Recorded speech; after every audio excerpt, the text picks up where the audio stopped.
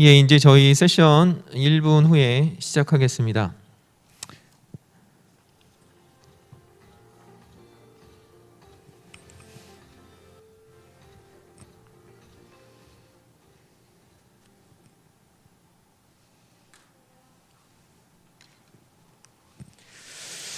예, 반갑습니다. 저는 2022년 한반도 국제평화포럼 세션 2-2 동북아 지정학과 한반도 대탕트라는 제목으로 진행하게 될 사회자를 맡고 있습니다. 국립통일교육원의 김지영입니다. 반갑습니다. 저희 세션은 기본적으로 2022년 미중 전략 경쟁이 심화되고 동북아의 지정학적 충돌 가능성이 고조되는 상황에서 한반도의 위기 국면을 극복하고 남북 관계를 개선하기 위한 새로운 전략과 정책을 모색하는 자리를 마련하고자 합니다. 특히 최근 우크라이나 사태 이후에 국제 질서의 변화 그리고 남북 관계의 교착 등 많은 분들이 답답해하시는 상황으로 변해가고 있다고 생각을 합니다. 그래서 이번 저희 세션은 여러 정답을 제공하진 않지만 여러 가지 해답 중에 하나의 답을 제안을 드리려고 합니다. 저희 세션은 통역이 제공이 되고 있습니다. 한국어 채널은 3번이고요. 영어 채널은 4번입니다. 여기 플로어에 계신 분들뿐만이 아니라 유튜브로 이번 세션을 함께 참여하고 계시는 분들에게 말씀을 드리면 이 Q&A 세션을 유튜브에 보시면 QR코드가 있습니다. QR코드를 링크를 해보시면 직접 이 Q&A 세션으로 들어오실 수가 있습니다. 그래서 오늘 세션이 진행되는 동안 질문이 있으시면 바로바로 이 QR 세션으로 들어오셔가지고 질문을 해주시면 제가 질문을 모아서 이 세션이 끝난 다음에 발표자들과 그리고 토론자들과 함께 그 질문에 대한 답을 하도록 하겠습니다. 먼저 간단하게 오늘 참석자 소개부터 좀 드리겠습니다. 먼저 첫 번째 참석자는 이노보 연구원 대표를 맡고 계신 김동기 변호사님이십니다. 그리고 두 번째 발제자는 국립통일교육원의 민경태 교수님이십니다. 그리고 세 번째 발제자는 국방대학교의 김영준 교수님이십니다. 그리고 네 번째 발표자는 강원대학교의 모틴 딜런 선생님이십니다. 그리고 네 분의 발표와 함께 두 분의 토론자가 계신데 첫 번째 토론자는 서울대학교의 남기정 교수님이십니다. 그리고 두 번째 토론자는 평화재단의 이철 연구원님이십니다. 자, 간단하게 세션 소개와 그리고 오늘 참여하시는 분들 말씀을 드렸고요. 저희가 또 시간 관계상 저희 세션에 발표자분들과 토론자분들이 상당히 좀 많이 있긴 합니다. 그래서 오늘 시간 관리를 좀 타이트하게 할 텐데 먼저 첫 번째 발제자이신 김동기 변호사님의 지정학적 상상력과 북미 관계의 전환 가능성에 대해서 들어보도록 하겠습니다. 안녕하세요. 방금 소개받은 김동기입니다.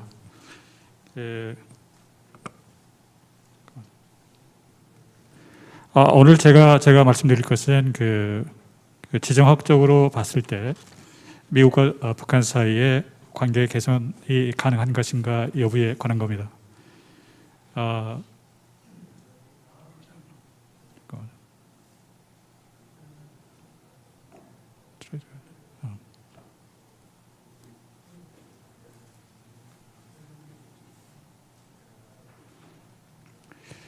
결국 그 미국과 북한이 관계를 개선하기 위해서는 전략적으로 공유할 수 있는 이익이 있어야 됩니다. 저는 현재 시점에서는 그걸 중국에 대한 견제라고 봅니다. 그래서 우선 제가 오늘 발제 내용은 미국의 중국에 대한 전략 그리고 북중 간의 관계를 먼저 살펴본 다음에 과연 미국과 북한 사이의 관계 개선이 가능한 것인지를 간단히 언급을 드리겠습니다. 먼저 미국의 중국에 대한 전략을 간단히 소개를 하겠습니다. 이미 그 미국의 지정학자 중에 니콜라스 파이크먼 같은 경우는 1942년도에 저서 그리고 44년도에 저서에서 당시에는 중국이 상당히 빈약한 국가였습니다만은 2차 대전 종전 이후에 중국의 부상을 예측을 합니다. 견제의 필요성을 강조를 하죠. 그래서 오히려 적국이었던 일본의 군사력을 완전히 훼손시키지 않고 일정 부분 보존해서 중국이나 당시 소련을 견제하는 데 활용을 해야 된다고 주장을 합니다. 그리고 레이건 정부가 1988년 그리고 조지 부시 정부가 1990년도에 각 발표한 국가안전보장 전략에 보면은 미국의 전략적 과제를 그러니까 유라시아에서 어떤 적대적 국가나 세력이 유라시아 지역을 단독으로 지배하는 것을 저지하는 게 미국의 핵심적 과제라고 제시를 합니다. 당시에는 주로 이제 주된 경쟁자가 소련이었기 때문에 소련을 의식하는 것이었지만 현재 중국이 빠르게 부상하고 있어서 여전히 이 사고는 오늘날 중국에도 적용될 수 있다고 봅니다. 트럼프 행정부는 2017년도에 국가안전보장 전략을 새롭게 발표를 하면서 중국을 명시적으로 전략적 경쟁자로 규정을 합니다. 러시아와 함께요. 그리고 바이든 정부도 2021년도 3월 달에 잠정 국가안전보장 전략 지침을 발표를 하면서 결국은 독단적이고 권위적인 중국과 경쟁에서 이기는 것이 미국의 핵심 과제라고 밝힙니다. 그리고 지난 5월 달에 블링컨 국무장관이 중국에 대해서 어떤 미국의 입장을 밝히는데 중국은 국제 질서를 변경할 의지를 가지고 있고 경제나 군사, 기술, 외교 분야에서 그러한 능력을 보유하고 있는 유일한 국가라고 지목을 합니다. 그만큼 중국에 대한 강력한 견제 의사를 밝힌 거죠. 다음에 이제 북한과 중국의 관계를 좀 살펴보겠는데요. 시간 관계상 일부 제가 내용을 좀 건너뛰어서 북중 간에는 흔히 일부에서 알고 있는 것과는 달리 상당한 내적인 긴장이 있어 왔습니다. 지금까지. 그래서 그 부분을 잠깐 말씀을 드리겠습니다. 중국의 화동사범대 천지화 교수는 2017년도 8월 달에 뉴요크라는 잡지와 인터뷰를 하면서 북한은 언젠가 중국을 공격할 수도 있다. 그래서 북핵이 우선 중국의 위협이 될 수 있기 때문에 북핵을 원치 않는다고 말을 합니다. 그러니까 우리가 얼핏 들을 때는 좀 이상하게 들릴 수도 있지만 적어도 중국의 전문가들 입장에서 볼 때는 북핵이 오히려 중국에도 위협이 된다고 인식을 하고 있는 거죠. 그리고 2018년 이제 북미 관계가 급격하게 변해서 중국의 대북 전략도 빠르게 변화를 합니다. 북미 정상회담에서 소외되지 않도록 하기 위해서 당시 이제 북중 간의 정상회담이 아주 단기간에 연달에 5차례나 개최가 되죠. 그만큼 중국으로서는 다급했던 겁니다. 그러니까 중국은 결국은 이제 북한이 중국에 손해를 입히면서 미국과 관계 정상화를 할까 우려를 하는 거예요. 그러니까 어떤 북한이 중국의 이익을 희생하면서 어떤 전략적으로 미국과 공조하는 것을 두려워하는 거죠. 중국은 닉슨의 방문, 70년대 닉슨이 방문해서 중국과 관계를 정상화했잖아요. 그러니까 트럼프, 김정은 당시 회담에도 과거 중국과 미국의 대탕트와 상당히 유사하다고 느끼고 이에 상당한 충격을 받습니다. 그러니까 중국이 하는데 북한이라고 못할 게 없지 않느냐라는 인식이 형성이 된 거죠. 그래서 중국은 이제 비핵화나 어떤 평화협정에서 당사자로서의 지위를 주장을 하면서 거기서 소외되지 않도록 이제 주장을 하면서 계속 이제 노력을 하는 거죠. 그래서 북한에 대한 경제 제재를 완화하고 농업 분야에 지원을 하는 등 회의책을 실시를 합니다. 2019년도에 하노이 회담이 실패에도 불구하고 중국은 여전히 어떤 북한이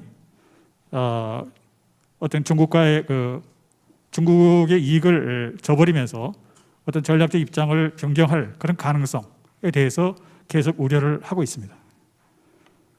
그래서 2019년, 2020년, 21년 사이에도 여전히 일정 부분 제한적으로 경제적 관계를 맺고 있긴 합니다만은 그리고 지금 이제 북한이 여러 가지 제재를 받고 있어서 거의 이제 상대적으로 북한과 중국의 어떤 무역 비중은 상대로 높긴 하지만 여전히 경제적 외교적 접촉은 여전히 아직도 제한적이다라고 말할 수 있을 것 같습니다. 최근에도 중국의 사회과학연구소의 연구원인 리난 같은 분은 2021년도 8월 달에 여전히 중국의 견제를 위해서 북미 관계가 긴밀해질까 봐 우려한다고 설명을 하고 있습니다. 이게 중국의 많은 전문가들의 입장인 거죠. 그러니까 이러한 북한과 중국 사이의 어떤 그 균열이 미국의 대외 전략에 갖는 어떤 의미가 뭘까? 이걸 한번 생각해 볼 필요가 있습니다.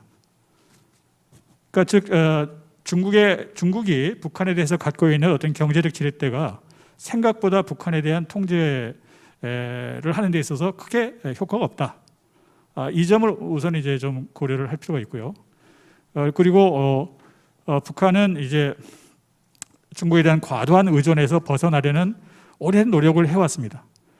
그래서 이러한 노력의 연장선상에서 어떤 미국과의 관계를 개선해서 연대를 해서라도 중국의 영향력을 제한하려는 그런 의도가 일정 부분 이제 함축되어 있는 거죠. 그래서 이런 북한과 중국 간의 균열은 미국의 외교 전략에 역설적으로 기회를 제공하고 있는 겁니다. 그러니까 북한은 중국의 간섭과 부당한 영향력을 배제하려고 노력을 해왔어요. 과거 1차 냉전 때는 소련과의 관계를 이용해서 중국을 견제해왔습니다. 사실 그 중소 양국 간의 사이에서 아주 교묘한 줄타기를 해왔었죠. 그래서 미국 베트남의 관계 정상화의 이 과정이 어떤 북미 관계 개선을 하는데도 우리가 한번 참고를 해볼 수 있지 않을까 이렇게 생각합니다.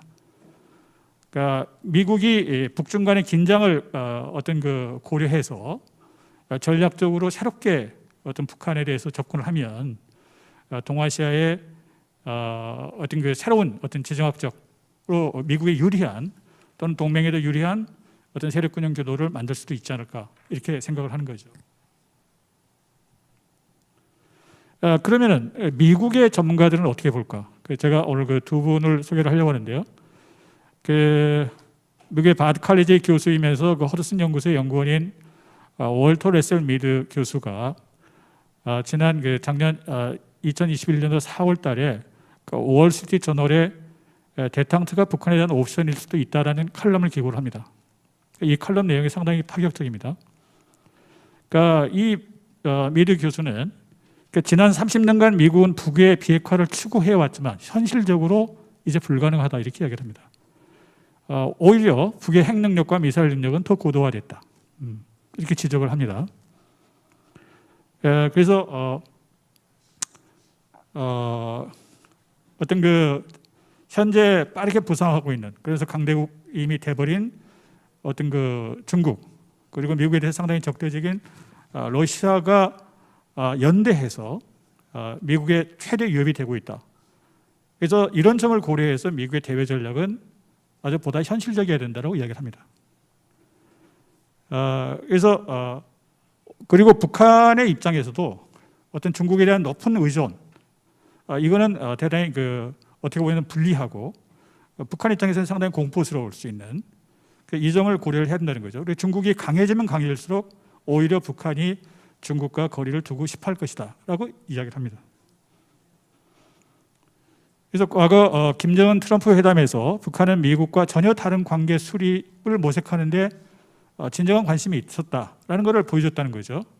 그래서 추가 제재를 어떤 그 추가 제재로 해서 북한이 무릎을 꿇을 수 있다라는 희망은 상당히 이제 좀 비현실적이다. 아니면 혼란만 조성할 수 있다. 이렇게 지적을 합니다. 그래서 바이든 정부는 북한이 어떤 중국의 영향권에서 이탈하도록 어떤 하는 이런 전략을 수립을 해서 그런 전략으로 인해서 미국이 얻을 수 있는 이익이 뭔지를 한번 숙고해 볼 시점이 됐다라고 이야기를 합니다. 그래서 우선 북한의 핵 이슈, 핵 문제를 일시적으로 유보하는 데탕트를 통해서 어떤 미국과 동맹이 단합을 하고 동아시아에서 어떤 우호적인 어떤 세력 균형을 공고할 수 우호적인 관계를 어떤 구도를 형성을 하면 어떤 미국이나 동맹들에게도 유리하지 않을까라는 이제 지적을 하는 거죠. 그러면서 강조하는 것은 역시 인도 태평양에서 최대 위협은 중국인 거고 북한은 결코 아니다라고 강조를 합니다. 한미연합사의 전사령관이던 빈센트 브룩스 장군하고 부사령관이었던 이모영 전 장군이 공동으로 2021년도 7월 달에 미국의 포린 어피어스에 북한과의 대타결이라는 에세이를 칼럼을 발표합니다. 임영 장군님이 한국 분이긴 하지만 저는 여기서 이제 주로 그 미국 분인 빈센트 브룩스 장군의 의사가 반영된 걸 보고 가정을 하고 전제하고 말씀을 드리면은 동북아시아에서 중국의 영향력을 감소시키는 새로운 세력 군용 어떤 구도를 만드는 것이 한미의 전략적 목표라고 이렇게 제시를 합니다. 그러니까 이런 새로운 균형을 구도를 실현하기 위해서 어떤 북한과의 관계를 개선해서 한미가 주도하는 어떤 새로운 질서 안에 북한을 포용하는 것이 바람직하다라고 이야기를 하는 거죠. 그러기 위해서는 북한이 원하는 어떤 경제 부흥이나 안전 보장을 제공해야 된다는 입장입니다. 그러니까 이는 지금까지 미국이 북한에 대해서 취해왔던 어떤 고립 전략이랄지 봉쇄 전략에서는 180도 방향을 선회해서 북한을 포용하는 새로운 질서를 만들자는 견해인 거죠. 그러니까 만약 이런 견해가 현실화된다면 동북아시아 지정학에 일대 큰 변화가 생기는 거죠. 그래서 아까 좀 전에 말씀드린 미리 교수의 입장이나 빈센트 브루스 장군의 입장은 기본적으로 북한을 중국을 견제하는 데 활용을 하자는 겁니다. 그것이 오히려 미국의 이익에 부합하는 거고 동북아 전체 어떤 그 안정적인 세력균형 구도를 실현하는 데 도움이 될 거라고 보는 거죠. 저는 이제 오늘 발표를 하면서 또 한 가지 좀 간단히 언급을 하고 싶은 게 미국의 재정 문제가 오히려 이제 좀 중장기적으로 동아시아에서 미국의 어떤 위상에 영향을 미칠 수가 있어요. 생각보다 지금 미국의 총 부채가 많이 늘어났습니다. 2031년도에 가면 약 GDP의 107%가 될 것으로 전망이 되고요. 결국 이제 금리 인상과 물가 상승으로 미국의 이자 비용이 최근에 빠르게 증가를 하고 있어요. 2022년에만 거의 4천억 달러를 지불했습니다. 이자로만. 전년 대비 약 13%가 증가한 거고요. 그래서 과거 미국의 전 합참의장이던 마이클 뮬렌 장군 같은 경우도 미국의 국가 안보에 대한 최대 위협은 미국 연방정부의 부채라고 이야기를 했습니다. 러시아나 중국이 아니고. 그러니까 그만큼 재정 문제가 앞으로 심각해질 가능성이 높은 거죠. 이자 비용이 증가하게 되면 결국은 국방비가 감축할 수밖에 없습니다. 이는 결국 동아시아에 대한 이제 어떤 세력 균형에도 영향을 미칠 수밖에 없는 거죠. 이 그래프를 보시면 벌써 2040년 이후가 되면 어떤 메디케어랄지 소셜 시큐리티보다 훨씬 더 많은 이자 비용이 최대 지출 항목이 됩니다. 여기도 보시면은 지금까지는 이제 연방 재정 수입 중에서 약 한 7% 범위 내로 미국이 이제 이자 비용을 관리를 해왔는데 2040년이 되면 거의 27%가 됩니다. 사실상 관리가 어려운 수준이 되는 거죠. 그만큼 상대적으로 국방비 지출은 감소할 수밖에 없는 거고 이런 점을 고려해서 동아시아에 대한 전략을 새로 짤 수밖에 없다라고 생각을 합니다. 그러니까 북미 관계 개선 가능성이 있느냐라는 질문에 대해서 그러기 위해서는 몇 가지 조건이 필요합니다. 첫 번째는 미국이 북한을 전략적으로 새롭게 인식을 해야 됩니다. 가치가 있다는 식으로. 그러기 위해서는 역시 미중 관계가 좀 더 적대적으로 대립이 심화될수록 이렇게 미국 국내 정치에서도 어떤 고립지적 성향이 강화될수록 또는 미국 재정의 악화 속도가 더 빠를수록 북한에 대한 새로운 전략적 가치를 인식할 가능성이 높다고 봅니다. 이에 대해서 북한이 당연히 동의를 해야 되겠죠. 저는 북한이 오랫동안 중국의 역사적 관계로 봐서 일정 부분 중국을 견제한다는 전략적 행보에 동의할 가능성이 있다고 봅니다. 다음 역시 중요한 것은 미국 입장에서 볼 때는 한국이 지속적으로 동맹으로 남아있을 거는 확신이 있어야 돼요. 사실 북미 관계가 개선이 돼서 한마디로 평화체제가 들어서서 주한미군도 필요 없으니까 나가라, 출소하라 이렇게 되게 되면 오히려 역설적으로 한반도에 대한 미국의 영향력이 축소되기 때문에 만약 이렇다면 북미 관계를 개선할 수가 없는 거죠. 일본의 적적 방해가 없어야 됩니다. 그리고 또 하나 마지막으로 한국과 미국의 여론의 좀 우호적 여론이 형성이 돼야 되겠죠. 이런 조건이 충족됐을 때 북미 간의 새로운 전략적 관계 수립도 가능하지 않을까 이렇게 생각을 합니다. 자, 이상으로 제 발표를 마치겠습니다. 감사합니다. 예, 감사합니다. 짧은 시간에도 불구하고 굉장히 많은 내용들을 아주 효과적으로 잘 설명해 주셨습니다. 세 가지 정도를 말씀해 주셨는데요. 첫 번째는 역사적인 설명들을 좀 해주셨습니다. 미국 대외 정책에 있어서 대탕태의 역사를 좀 설명해 주셨고요. 그리고 북중 관계의 역사적 재고찰, 특히 현실주의적 접근을 해볼 수가 있다라고 말씀해 주셨습니다. 그리고 두 번째는 미국에 있는 북미 관계의 재구성에 대한 주장을 하는 월터 러셀 미드와 빈센트 브룩스의 의견을 소개해 주셨고요. 세 번째는 미국의 재정 위기가 어떻게 동아시아의 지정학적인 재구성으로 연결될 수 있는가 설명해 주셨습니다. 그리고 마지막으로 다시 한번 미국의 북한의 전략적 재인식이 매우 중요하다라고 주장을 강조해 주셨습니다. 다음 발표는 국립통일교육원의 민경태 교수님이 북한은 제2의 베트남이 될 수 있을까라는 주제로 해주십니다. 네, 여러분 안녕하세요. 반갑습니다. 국립통일교육원의 민경태입니다. 오늘 이 세션이 저한테는 상당히 의미가 있다고 생각을 하고 지금 교착되어 있는 남북관계 그리고 또 경색된 북미관계에 실마리를 풀어볼 수 있는 그런 계기가 되었으면 좋겠다. 그런 이제 개인적인 생각을 가지고 있습니다. 그래서 제 발제 제목은 북한은 제2의 베트남이 될 수 있을까 이렇게 거창하게 잡아봤는데요. 그러기 위해서는 이제 동북아 지정학의 대전환이 필요한데 그게 가능할지 그걸 통해서 한반도의 미래 전략을 새롭게 구상할 수 있을지 한번 같이 생각해보는 그런 시간을 갖도록 하겠습니다. 전체적으로 제가 세 개로 나눠 봤는데요. 우선은 우리 한반도의 지리 경제학적인 발전 전략에 대해서 한번 간단히 짚고 넘어가겠습니다. 대륙과 해양의 충돌 국면에서 이렇게 파란색으로 표시된 해양 세력, 붉은색 대륙 세력 국가들 사이에 있는 반도 국가로서 북한은 대륙 쪽에, 우리 한국은 해양 쪽에.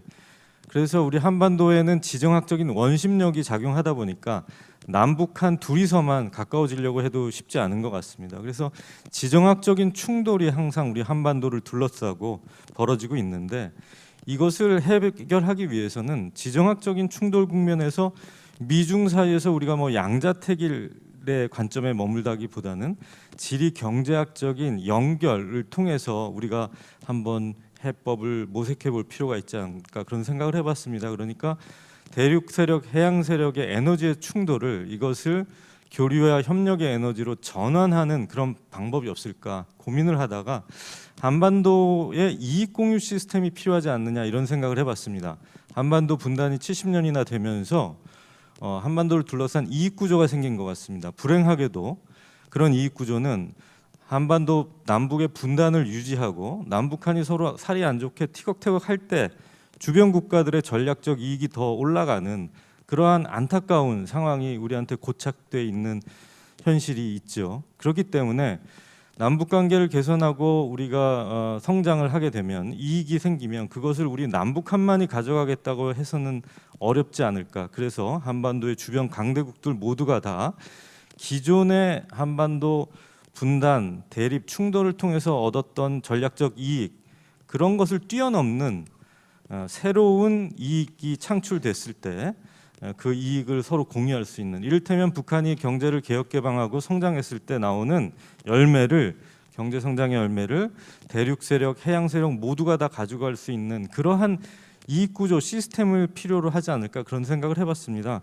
그래서 한 예를 들어서 대륙과 해양을 대표하는 한중일이 참여하는 무슨 북한 경제 개발을 한다고 한다면 신우주 평양 구간에 중국이 투자하고 서울 평양 구간 한국, 원산 평양 구간 일본 물론 이런 인프라 시스템은 통일해야 되겠지만 거기에 관련 지역의 경제 특구 개발이라든지 이런 쪽에 그들이 참여할 수 있게 하는 경제적 이익 구조를 창출할 수 있게 하는 그런 시스템을 만들어서 그들을 동참하게 하면 좋지 않을까 그런 생각을 해봤습니다. 그래서 이왕이면 육자회담 당사국이었던 미국과 러시아까지 포함해서 북한 인프라 개발에 전면적으로 다 참여할 수 있게 하고 그리고 경제 특구 개발이라든지 자원 개발이라든지 관광지 개발에 그들을 참여시킨다면 한반도의 평화를 통해서 오는 번영, 경제적 혜택을 대륙과 해양이 모두 가져갈 수 있다. 그러니까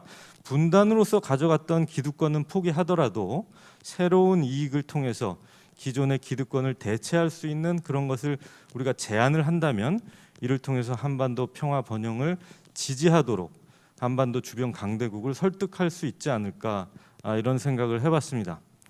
그런데 이런 이상적인 생각, 한반도가 대륙과 해양의 교량이 되어서 평화 협력의 거점이 된다는 이런 이상적인 생각은 우리가 한반도의 지경학적인 잠재력을 살리는 것이기 때문에 꾸준히 중장기적으로 추진해야 하겠지만 현실은 그렇지 않은 쪽으로 가고 있죠. 특히 최근에 미중 전략 경쟁, 패권 경쟁이 심화가 되고 또 우크라이나 전쟁까지 터지면서 여러 가지로 관계가 안 좋은 상황이 되고 있습니다. 미러 관계는 악화되고 있고 중국 러시아 관계는 보다 밀착하고 있고 여기에 북한까지도 중러로 밀착하고 있는 상황에서 대륙과 해양을 연결하는 한반도의 교량 전략이라는 것이 어떻게 보면 미국의 직접적인 이해와 상충하는 그런 면이 없지 않아 있는 것 같습니다. 그래서 미국이 중국과의 패권 경쟁에 임하면서 글로벌 공급망 디커플링을 하려고 노력하고 있는데 이런 상황에서 우리가 교량을 한다는 것이 쉽지 않아 보입니다. 그렇다면 이 기존의 중장기적인 우리의 목표는 잠시 접어두고라도 그러면 이 상황을 어떻게 타개할 수 있을까 고민을 하게 됐습니다. 그래서 남북관계 개선을 위한 대안이 필요하겠다. 우리가 중장기적인 이런 목표는 마음속에 품고 있더라도 우선 현실을 인식하고 이 현실에서 어떠한 전환이 가능할 것인지 생각을 해봤습니다. 이러한 지정학적인 충돌 위기 쉽지 않은 것 같습니다. 미중 전략 경쟁이 심화되면서 북중러가 밀착하고 있고 또 미국은 중국을 견제하기 위해서 군사, 경제, 기술 동맹의 블록화를 추진하고 있고 우리가 한국도 적극적으로 참여를 하고 있죠. 그랬을 때에 대만에서 만약에 충돌이 생긴다면 그것은 대만이 저 바다 건너에 있는 그냥 바다 건너 불이 아니라 이것은 상당히 한반도에서도 문제가 될 수 있겠다. 그래서 미중 간이 지정학적 충돌한다고 해서 두 거대한 세력이 전면전으로 확대되기는 가능성이 낮겠지만 그렇지만 대만이나 한국에서 우발적 충돌로 제한전이 발생할 가능성은 매우 높다는 것이 전문가들의 예측이기도 합니다. 그랬을 때 대만 해협에서 충돌이 일어난다면 당분간 앞으로 수십 년간 미국의 군사력이 대만을 중국을 능가할 것이기 때문에 그것은 뭐 변함이 없지만 하지만 대만 근해에서만큼은 중국이 한번 무력으로 대만을 병합하려는 시도를 5년 후 5년 내라도 할 수 있을 가능성이 있다는 것이 큰 문제인 것 같습니다. 그랬을 때 태평양 함대가 대만으로 접근하기까지 시간이 걸린다면 주한미군이나 주일미군이 대만 동중국해 남중국해로 가야 되는데 그러기 위해서는 미국이 필요로 하는 주한미군의 전략적 유연성 그러니까 주한미군이 붙박이로서 북한만을 상대하는 것이 아니라 동중국해 남중국해에서 문제가 생겼을 때 거기로 이동할 수 있는 그런 미국이 추구하는 그걸 위해서는 뭐가 필요하냐면 한반도 정세가 반드시 안정이 돼야 되는 것이죠. 한반도 정세가 안정이 안 됐는데 주한미군을 딴 데로 빼서는 여기서도 전쟁이 일어날 수 있는 그렇다면 거꾸로 발상을 전환해서 북한의 경제를 성장시킨다면 그래서 북한이 아무것도 지금은 잃을 게 없고 궁지에 몰리고 경제 제재로 미국이 대만에서 중국이 대만에서 충돌을 일으켰을 때 한반도에서까지도 불씨가 커질 수 있는 그런 위험성을 낮출 수 있지 않을까 북한이 뭔가 잃을 게 있도록 만드는 게 필요하지 않을까 그런 생각을 해봅니다. 그렇다면 북한이 한반도에서 어느 정도 정세 안정에 기여할 수 있다면 미국 입장에서 보면 순전히 미국 입장에서 보면 동북아에서 전쟁 억지력을 높일 수 있지 않느냐. 그래서 그렇다면 대만에서의 충돌 가능성도 낮출 수 있지 않느냐 이런 생각을 해봅니다. 이런 상황에서 앞서도 소개되었지만 전 주한미군 사령관이었던 빈센트 브룩스 장군이 작년에 포린 어페어스의 남북미 동맹에 대해서 제안했었죠.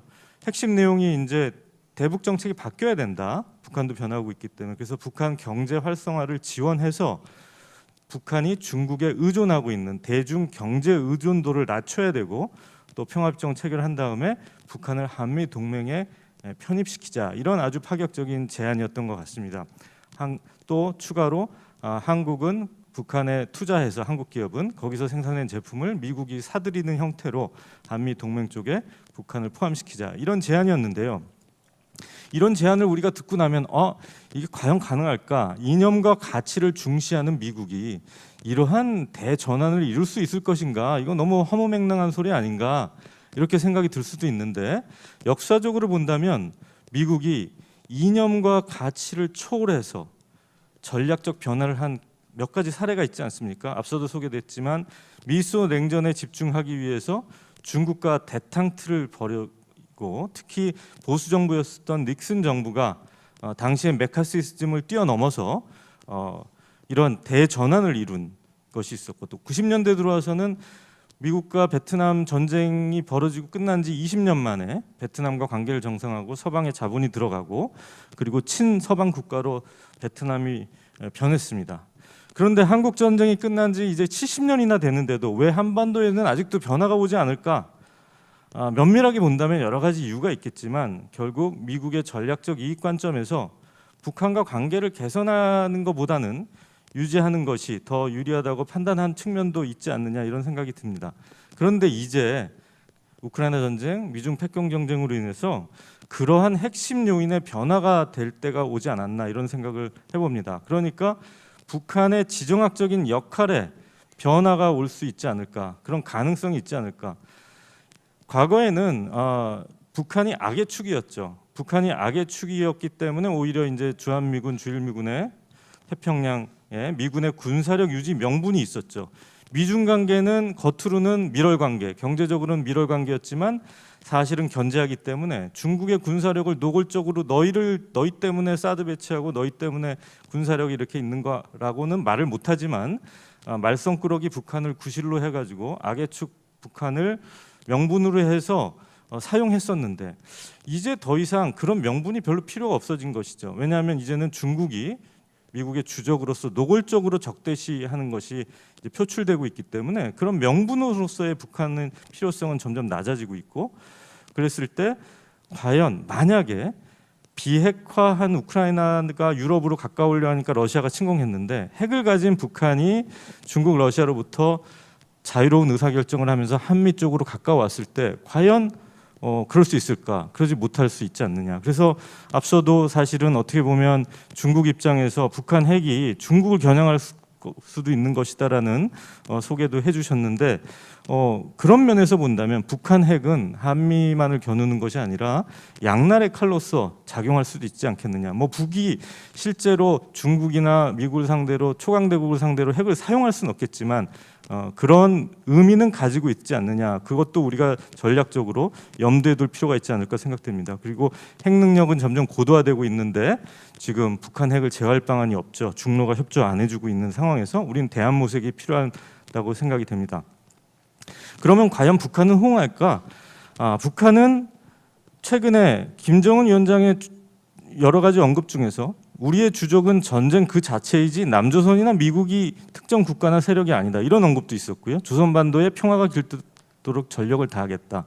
그리고 대만 위기 이런 것들에 대해서 상당히 신경을 곤두세우고 있는 모습을 볼 수 있습니다. 북한 입장에서도 상당히 인데 대만 충돌이라는 것이 엄청난 그 격변을 가져올 수 있다고 생각을 하는 것이고 안정 그리고 평화에 대한 그런 기대가 북한으로서도 있을 수밖에 없다고 생각이 됩니다. 그랬을 때 과연 북한과 중국을 떼어놓을 수 있을까? 앞서도 언급이 되었지만 2012년에 김정은이 집권한 지 6년 반 동안 사실 북중 관계가 냉랭했죠. 혈맹이라고 하지만 한 번도 만나주지도 않고 김정은은 친중파 숙청하고 장성택을 처형하고 이런 냉랭한 관계가 계속되다가 2018년에 북미 정상회담을 앞두게 되자 중국의 태도가 돌변하는데 과연 그렇다면 북한이 베트남 같이 변화하고 북미 관계가 개선되는 것이 어떻게 보면 중국의 아킬레스건이라고 한다면 미국 입장에서 보면 미중 패권 경쟁의 대응을 위해서 그 아킬레스건에 주목할 필요가 있지 않을까 이런 생각을 해봅니다. 마지막으로 경제안보 관점에서 경제안보 위협이 뭐 대두되고 있고 우크라이나 전쟁으로 식량안보, 에너지안보 그리고 우리 뭐 일본과의 그 반도체 관련 분쟁 또 중국의 요소수 여러 가지 이러한 문제들이 벌어지고 있는 상황에서 한미 동맹은 군사 동맹에서 경제, 기술 동맹, 포괄적 공급망 동맹으로 지금 확대되고 있는 것 같습니다. 그래서 지난 5월 13일 날 인도태평양 경제 프레임워크도 출범했고 우리가 여기 적극적으로 참여해 주기를 우리가 역할을 하기를 미국 입장에서는 바라고 있는 것 같습니다. 그래서 이러한 상황에서 북한을 어떻게 활용할 수 있을까? 북한을 통해서 경제 안보를 제고할 수 있을까?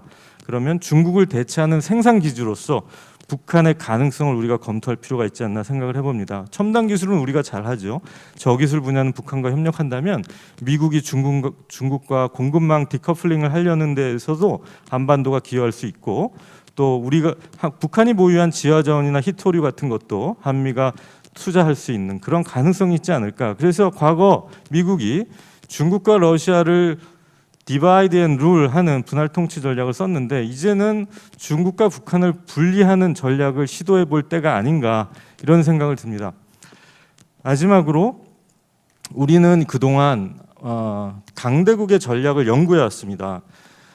미국과 중국, 세계 패권 국가의 지정학 전략을 그들은 어떤 생각을 하고 있을까 연구를 하고, 그것을 보면서 우리는 어떻게 거기에 대응해야 되냐에 초점을 맞췄던 것 같습니다. 우리가 수동적이었죠. 항상 우리는 전략을 짜지 못하고 그들의 전략에 대응하는 입장이었는데, 앞으로는 우리가 스스로가 지정학 전략을 짤 필요가 있겠다. 그리고 전 세계에 있는 평화 세력 가지고만 연대해서는 부족하다.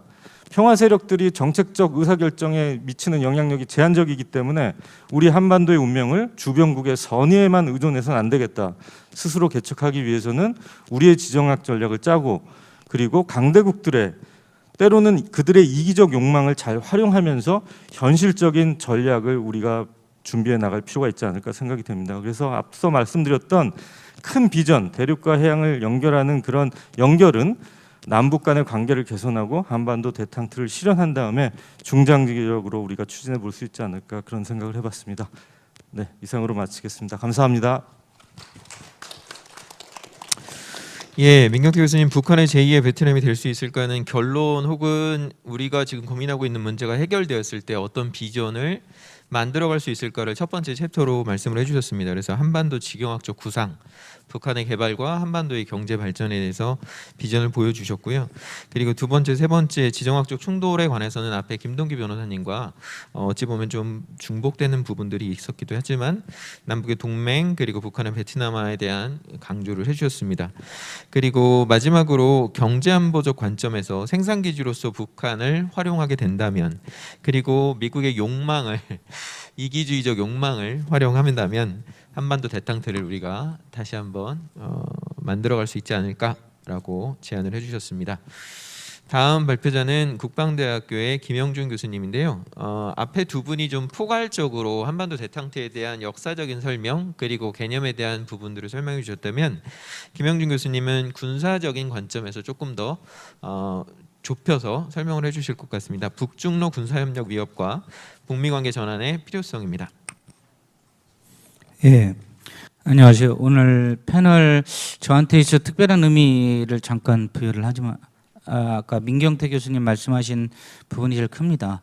저는 2017년 북한 6차 핵실험 끝나고 북한 장성급들을 만나는 국방회담에 이제 한국 대표로 가게 됐거든요. 이제 필리핀 마닐라에 ARF 국방 포럼에 한국 스피커로 가게 됐는데, 그때 6차 핵실험 직후니까 한 번도 안 나오던 북한 김일성 대학 부총장, 그 투스타였나 인민무력부 이제 대협력실장인가 원스타인가 같이 나왔어요. 청와대에서 뒤집어졌죠. 이제 최종관 비서관하고 비밀 회의를 열고 난리가 나서 북한 애들 의도가 뭐냐, 뭐 이렇게 해가지고 제 이제 발표도 다시 보게 되고, 청와대 행정관들이 이제 국방대 연구원 계약직으로 위장해가지고 파견도 나오고, 뭐 지금 이제 다 문재인 정부의 기록물에 다 들어갈 내용들이기 때문에 그 말씀을 드리는데요. 그때 제가 놀란 거는 북한 장군들이 보위부가 없이 나와서 리셉션에서 셀카를 막 찍는 겁니다. 외국 장군들하고. 우리는 거리를 뒀죠. 사진 찍히면서 웃고 있는 모습이 나오면 안 되잖아요. 그렇죠. 6차 실험 끝나고. 저희는 살려고 이제 막 거리를 두고 있는데 그쪽은 셀카를 찍고 돌아다니고 있더라고요. 이미 이제 그때 6차 핵실험 끝나고 핵무력 완성을 하고 나서 북한의 태도가 굉장히 바뀌었음을 저희는 피부로 느끼고, 저는 귀국을 해서 바로 이제 청와대 자문위원을 하고 여시재라는 싱크탱크 이광재 그 당시 원장하고 전략회의를 하면서 북한이 지금 달라졌다. 핵무력 완성이 됐기 때문에 다음은 중국과의 무역 의존도를 낮추기 위해서 빅딜을 시도할 걸로 보인다라고 제가 이제 비밀 리포트를 써서 그 당시 청와대 안가 쪽에 주말에 별장에 넣습니다. 왜? 트럼프 대통령이 방문하기로 돼 있기 때문에. 제가 했던 논리는 지금 민 교수님 논리하고 정확히 똑같았어요. 미국한테 한반도 평화 프로세스는 아무런 이득이 없어요. 평화 체제 맺고 나서 주한미군 철수 혹은 유엔사 후방기지 철수에 대한 근거밖에 없기 때문에 미국에서는 한국하고 북한이 경제개발을 하든 말든 관심사가 없기 때문에 이 논리는 안 되기 때문에 트럼프 대통령한테 해야 되는 논리 중에 하나는 북한이 중국으로부터 이제 벗어나려고 무역 원조들을 낮추려고 협상에 나올 걸로 보이니 미국한테 얘기할 때는 중국을 견제하는데 북한을 써라. 그 대신 단기적으로는 중동의 왕실처럼 독재 문제는 일단 눈을 덮고 너네들이 말하는 인권의 1단계는 북한 주민들이 먹고 사는 권리이기 때문에 참정권 얘기하기 전에 북한 애들 먹고 사는 권리에 투자하는 출구 전략으로서들의 인권 문제를 우리가 논리를 제공해 주겠다. 요걸 하고 이제 트럼프 대통령이 김정은 하고 핵버튼 얘기하다가 햄버거 먹겠다는 얘기로 트위터가 바뀝니다. 그러나 이제 문재인 정부에서는 한반도 평화로서 신한반도 경제 체제에 대한 논리가 이미 준비됐던 거기 때문에 5년 안에 할 수 있는 방향성에 대해서는 그 다음으로 넘어가지 않고 저는 2.0이라는 이름으로 방금 앞에 주장했던 북한의 베트남화 전략에 대해서 논리 개발을 하기 시작하죠. 그때 워싱턴에 가서 제가 외교부 후원으로 한국 스피커로 미국의 상원 의원들, 뭐 민주당, 공화당 의원들 만나서 얘기를 하다 보면 한반도 평화 프로세스 얘기를 하면은 다 비웃어요. 듣지도 않아요. 그리고 사람들이 화를 내요.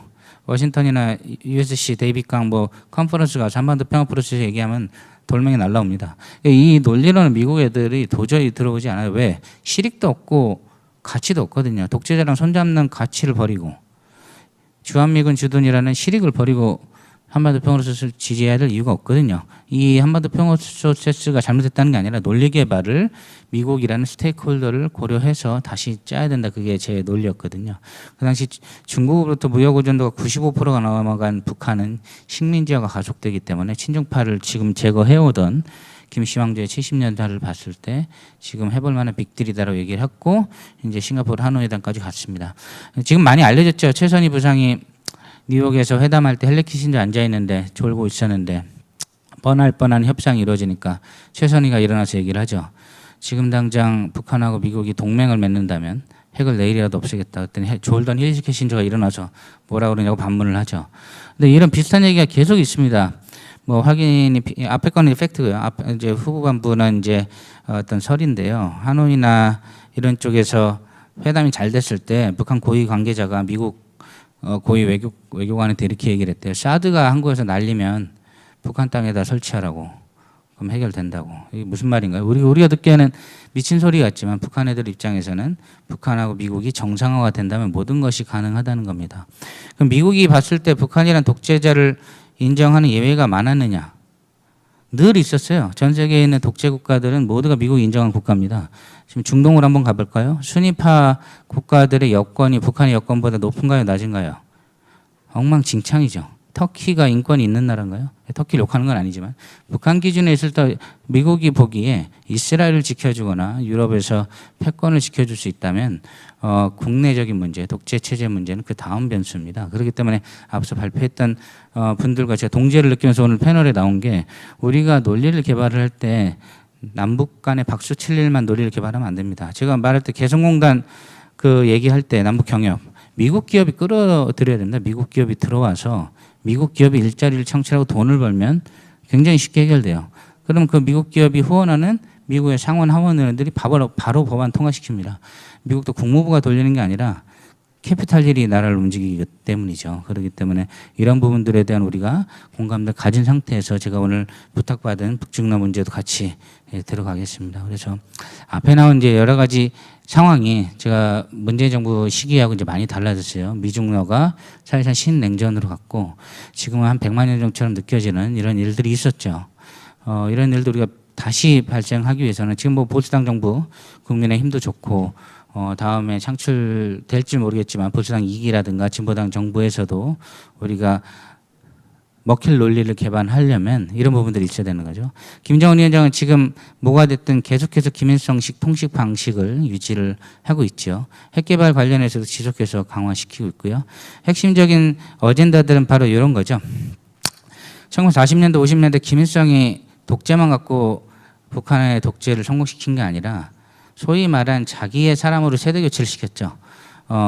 일제시대 소위 스트림 레벨 비로크라시라고 할 수 있는 생계형 공무원 자리를 누구로 다 채웠죠. 그 당시 소장농의 아들, 딸도 공부시켜가지고 소련 유학 보낸 다음에 그 자리를 다 채웁니다.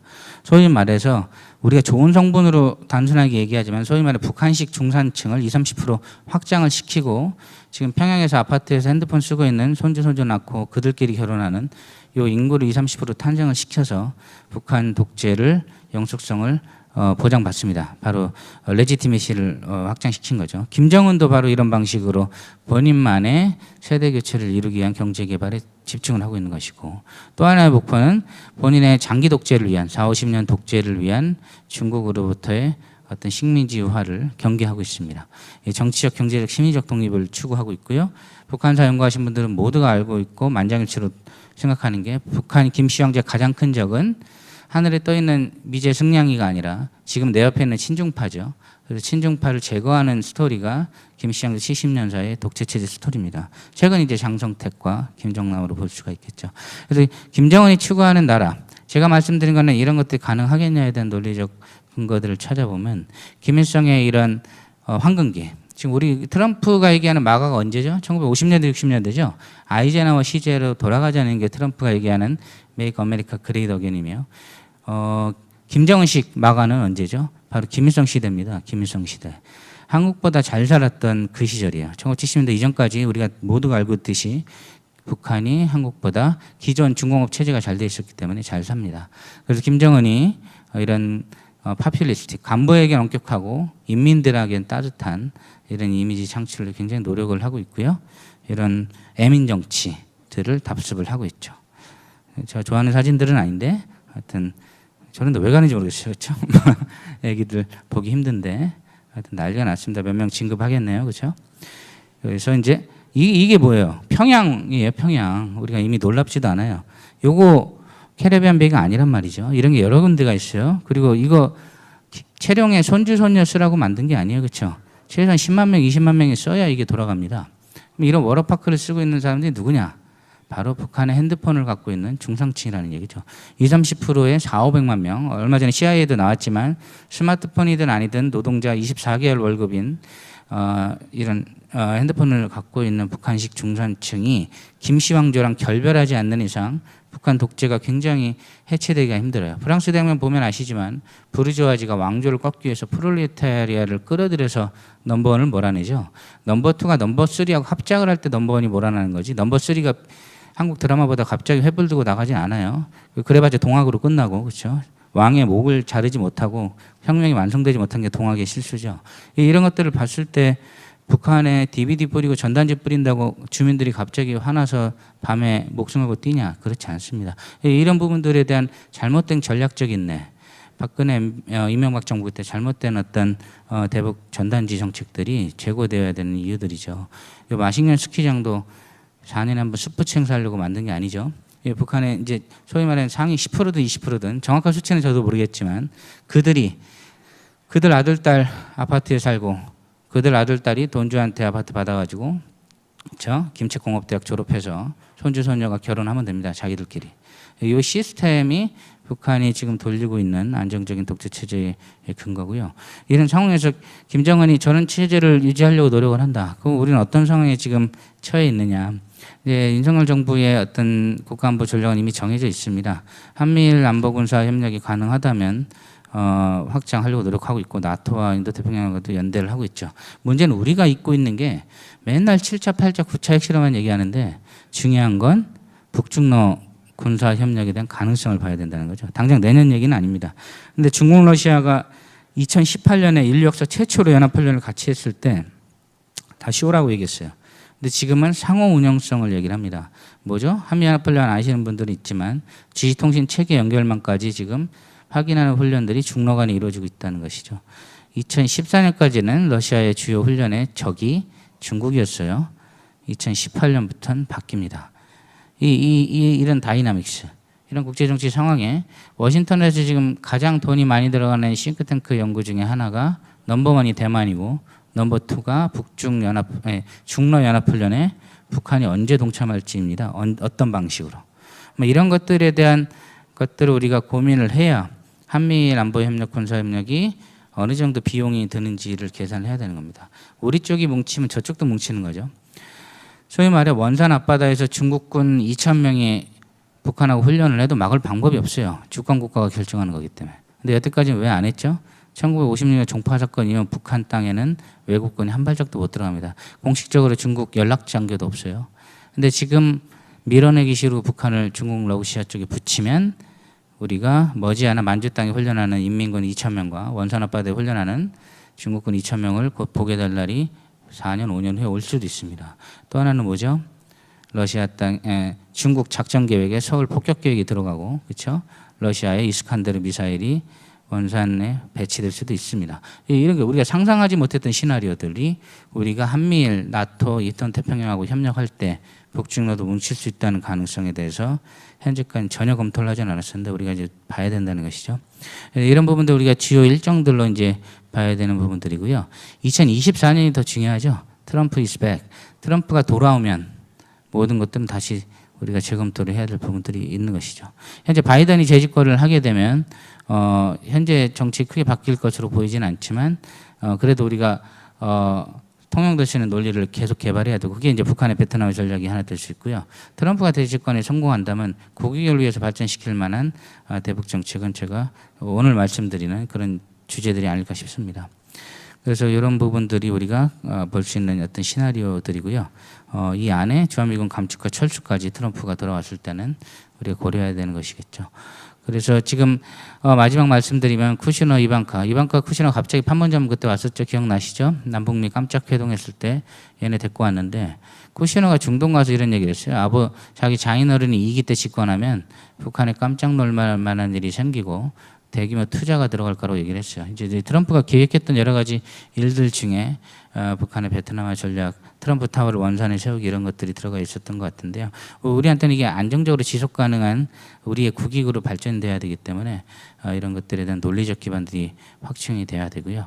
이런 부분들에 있어서 우리가 반드시 한미일, 인도태평양, 나토를 확장시킬 때 북중러에 대한 가능성도 우리가 반드시 봐야 된다. 쟤네가 바보가 아니다. 쟤네들은 7차, 8차 핵실험은 기술적으로 큰 차이를 없지만 안 하던 걸 하는 건 우리한테 엄청난 위협입니다.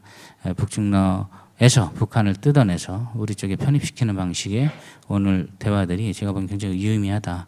이제 지금 이게 실현 가능하냐 이런 걸 따지는 게 아니고 여태까지 했던 것 중에 제일 나니까 제4의 방안으로 우리가 보는 겁니다. 제재 만능주의와 북한 붕괴론 우리 많이 했었죠. 이거 효과 없었죠. 군사적 옵션 한국에서 찬성한 사람 아무도 없죠. 한반도 평화 프로세스 저는 이게 발전돼서 제4의 방안으로 우리가 좀 가야겠다 이런 부분들 말씀을 드리고요. 북한으로서도 이런 것들만 될 수 있다면 부유한 국가의 독재자인 중동 국가 모델이 자신의 목표로 저희는 해석을 하고 있습니다. 이런 것들에 대한 문제들을 미국에서 우리나라에서 수용이 될 수 있다면 북한의 정치적 창정권의 인권은 마지막에 하더라도 잘 먹고 잘 살 수 있는 인권을 먼저 해결할 수 있는 그런 방식으로 우리가 논리 개발을 좀 해야 되겠습니다. 여기까지 저는 발표를 마치겠습니다. 예, 감사합니다. 김영준 교수님의 발표를 들으니까 또 한 번 트럼프의 딜레마에 빠지는 듯한 느낌이 좀 듭니다.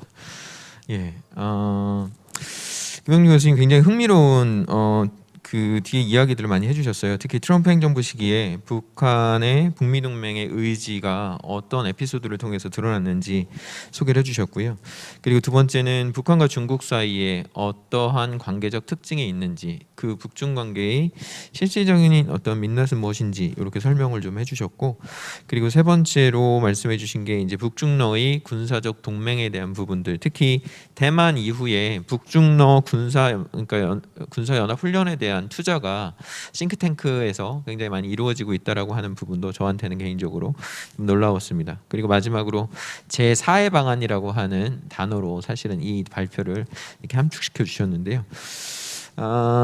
다음 발표는 이제 강원대학교의 딜런 모틴 선생님께서 해주실 거고요. 주제는 이번 주제와 좀 연동돼 있습니다. 미중 전략 경쟁과 북미 관계의 새로운 해법이라는 제목으로 해주시겠습니다.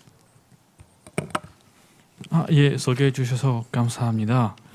저희 발표 내용은 한마디로 요약하면 현재 시대는 북미 관계를 개선할 수 있는 유리한 정세라고 하는 주장입니다. 그래서 먼저 미국이 세계 정치 아니면 미국이 외교 정책 이끈들 먼저 소개하도록 하겠습니다. 미국은 러시아와 중국을 동시에 봉쇄해야 하고 있는 상황에 맞고 있습니다. 미국을 중심으로 하는 동맹 체계의 핵심 목적은 유럽 그리고 아시아 지역의 그 대륙 배관이 부상을 예방하는 전략입니다. 현재 미국이 동맹 체계는 배타적인 러시아와 중국 영향권을 막는 것입니다. 잘 아시다시피 현재 아시아 지역에서는 일본, 호주, 인도를 포함하는 쿼드라는 단체를 통해서 중국을 견제를 하고 있습니다. 그런데 미국은 자력만으로 러시아와 중국의 이중 봉쇄를 주도할 수는 없고 동맹국이 힘 추가적으로 필요한 상황이라고 생각합니다.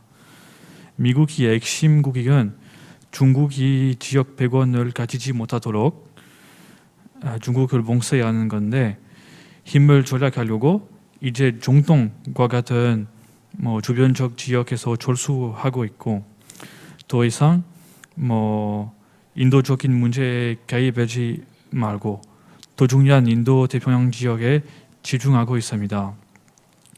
미국은 원래 동맹국의 노력을 최대 활용하고 새로운 동맹국도 찾아야 하는 상황이라고 생각합니다. 이 맥락에서 북한 문제를 다시 이해해야 한다고 생각이 듭니다. 2010년대까지 북한은 핵 때문에 미국에게 중요한 이슈였지만 중국 무상으로 인해서 북한은 이제 주변적 문제로 되버렸습니다. 북한은 약소국이고 중국은 이제 강대국이기 때문입니다. 바이든 행정부의 행동을 보시면 그 북한 문제에 아무 관심 없는 걸로 보입니다.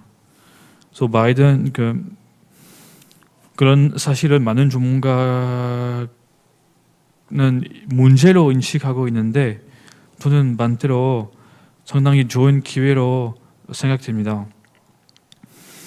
북한은 아시아의 다른 국가들처럼 중국을 무서워하기 때문에 이 공동 공포감은 북미 평화의 출발점이 될 수 있다고 오늘 저희 발표의 핵심 주장입니다. 네, 오늘 세션 오신 분만 아니라 다른 사람도 이와 같은 주장을 했습니다. 아까 소개해 주신 그 블룩스 전 주한미군 사령관은 중국 견제를 위해서 남북미 관계를 개선하자고 한 적이 있습니다. 그리고 전 유엔사 군사종전위원회 미닉이라고 하는 대령도 북한이 미국이 동맹체계에 가입시키면서 중국과 러시아의 위협에 초점 맞춰야 한다고 했습니다. 그래서 미국은 중국을 성공적으로 봉쇄할 수 있도록 북한과 관계를 개선해야 하는 상황인데 이 주장이 어떤 논의가 있는지 궁금할 수 있습니다. 그래서 현 남북 갈등은 중국에게 큰 이익이 됩니다. 북한과 남한이 서로를 두려워하고 군비 경쟁을 하고 있으니까 영국은 중국이 세력을 견제해 못하고 있는 상황입니다. 그리고 마찬가지로 미국과 일본도 북한 문제에 신경 써야 하는 것입니다. 남북 갈등은 미국이 주도하는 중국 봉쇄를 막는 요소이고 이로 인해서 중국은 해군력에 초점을 맞출 자율성이 있습니다. 아시아 대륙에 중국은 유리한 세력 균형을 가지기 때문에 해외로 군사력을 투자할 수 있는 상황입니다. 이 숫자를 보시면 아시아 대륙 군사력을 계산해 봤는데 여기 각 나라가 군 여단을 몇 개 가지고 있는지 볼 수 있습니다. 북한은 당연히 다른 나라들보다 군이 노후되었고 질적으로 약하기 때문에 여기 밑줄 보시면 북한 힘이 3배로 축소를 한다 하더라도 중국을 세력 견제할 수 있습니다. 남북미 힘 다 합치면 지금 북한을 조지하려고 미국은 힘을 낭비하고 있는데 반대로 모든 남북미임을 활용하게 되면 중국에게 어려운 상황을 만들 수 있습니다. 결과적으로 북한이랑 관계를 개선하면 중국 세력을 능가할 수 있고 중국이 더 이상 외부로 힘을 투사하기 어렵게 만들고 미국에게 중국을 견제할 과제에 더 쉽게 달성할 수 있을 것이라고 예측이 됩니다. 중국과 같은 강국이 나타나면 그 옆에 있는 국가들도 이 강국을 두려워할 수밖에 없는 상황입니다. 그래서 북한도 중국을 두려워하고 있는데 우리가 맨날 감각하는 사실이 있는데 이렇게 우리 지구를 보시면 여기 미국이 어디예요? 여기 미국이 안 보이잖아요. 미국은 북한에서 상당히 먼데 중국은 바로 옆 나라입니다. 그런데 그 국제 관계에 공부하는 사람들 따르면 누가 위협인지 누가 친구인지에 결정하는 요소는 지리라고 첫 번째 요소입니다.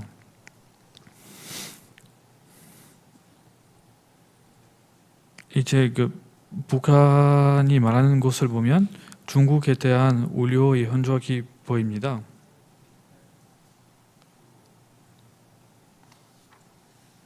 네, 여기 북한 지도자들은 했던 몇 재미있는 말이 있습니다.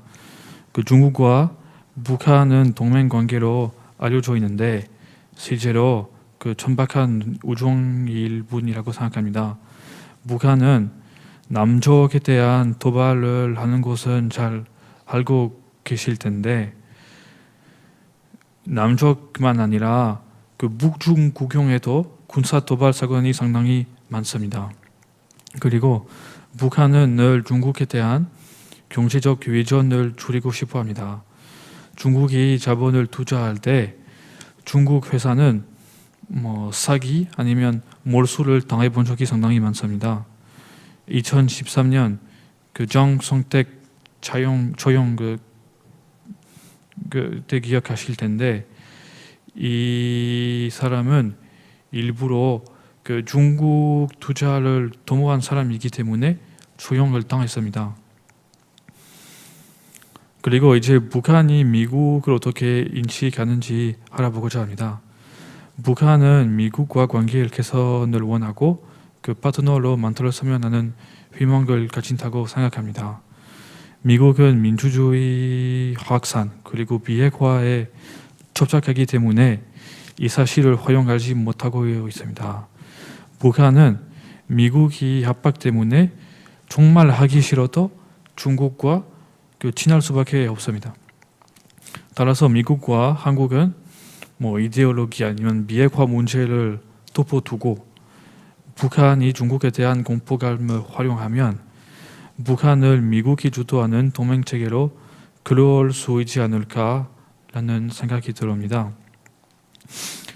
잘 아시다시피 9.11 테러까지 북미 관계가 좋아지고 있었는데 부시 행정부 때 다시 나빠졌습니다. 2009년 클린턴 전 대통령이 김정일을 만났을 당시 김정일은 재미있는 얘기를 했습니다.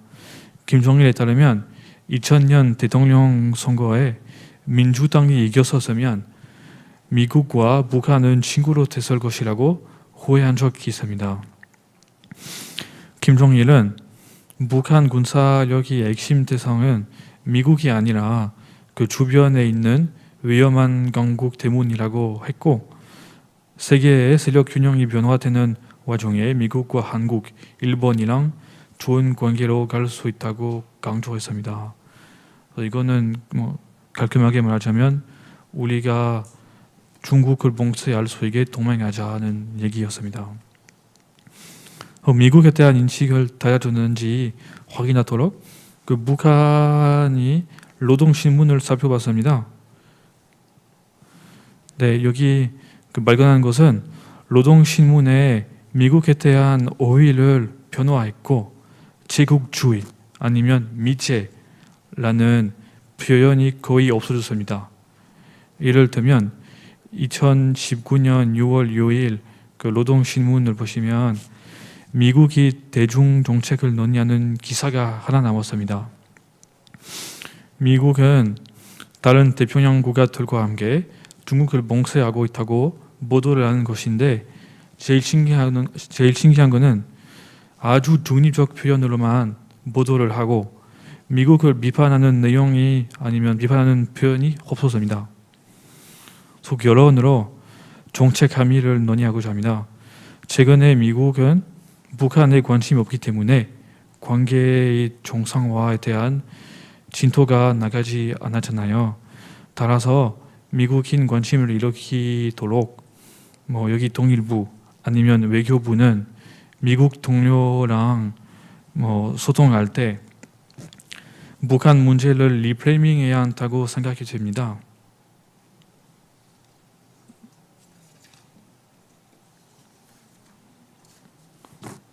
여태까지는 우리가 주로 해온 주장은 다자주의를 통해서 한반도 평화를 이루어질 것이라고 합니다.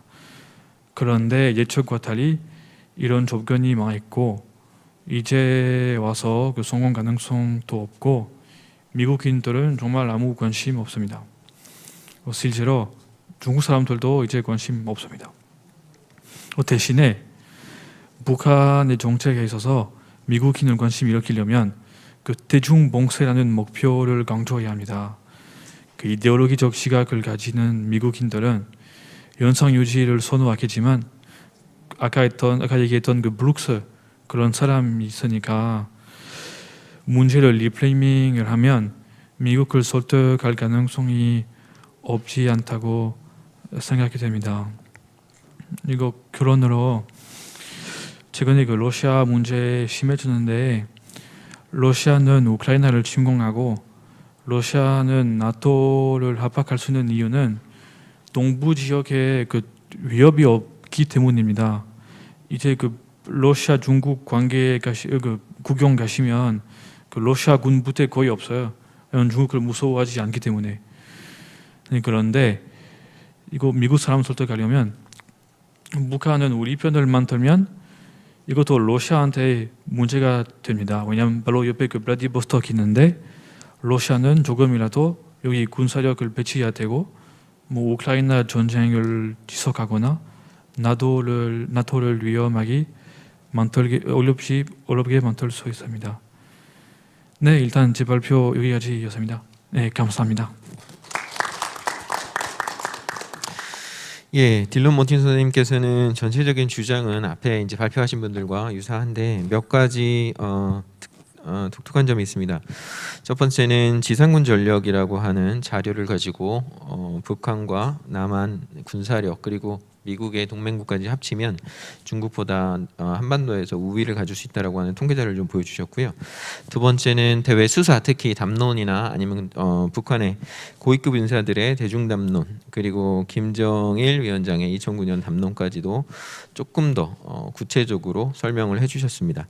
그리고 마지막으로 미국의 대중봉쇄라고 하는 담론에 우리는 무게를 두어야 미국을 설득하는 데 있어서 도움이 될 것이다라고 이렇게 설명을 해주셨습니다.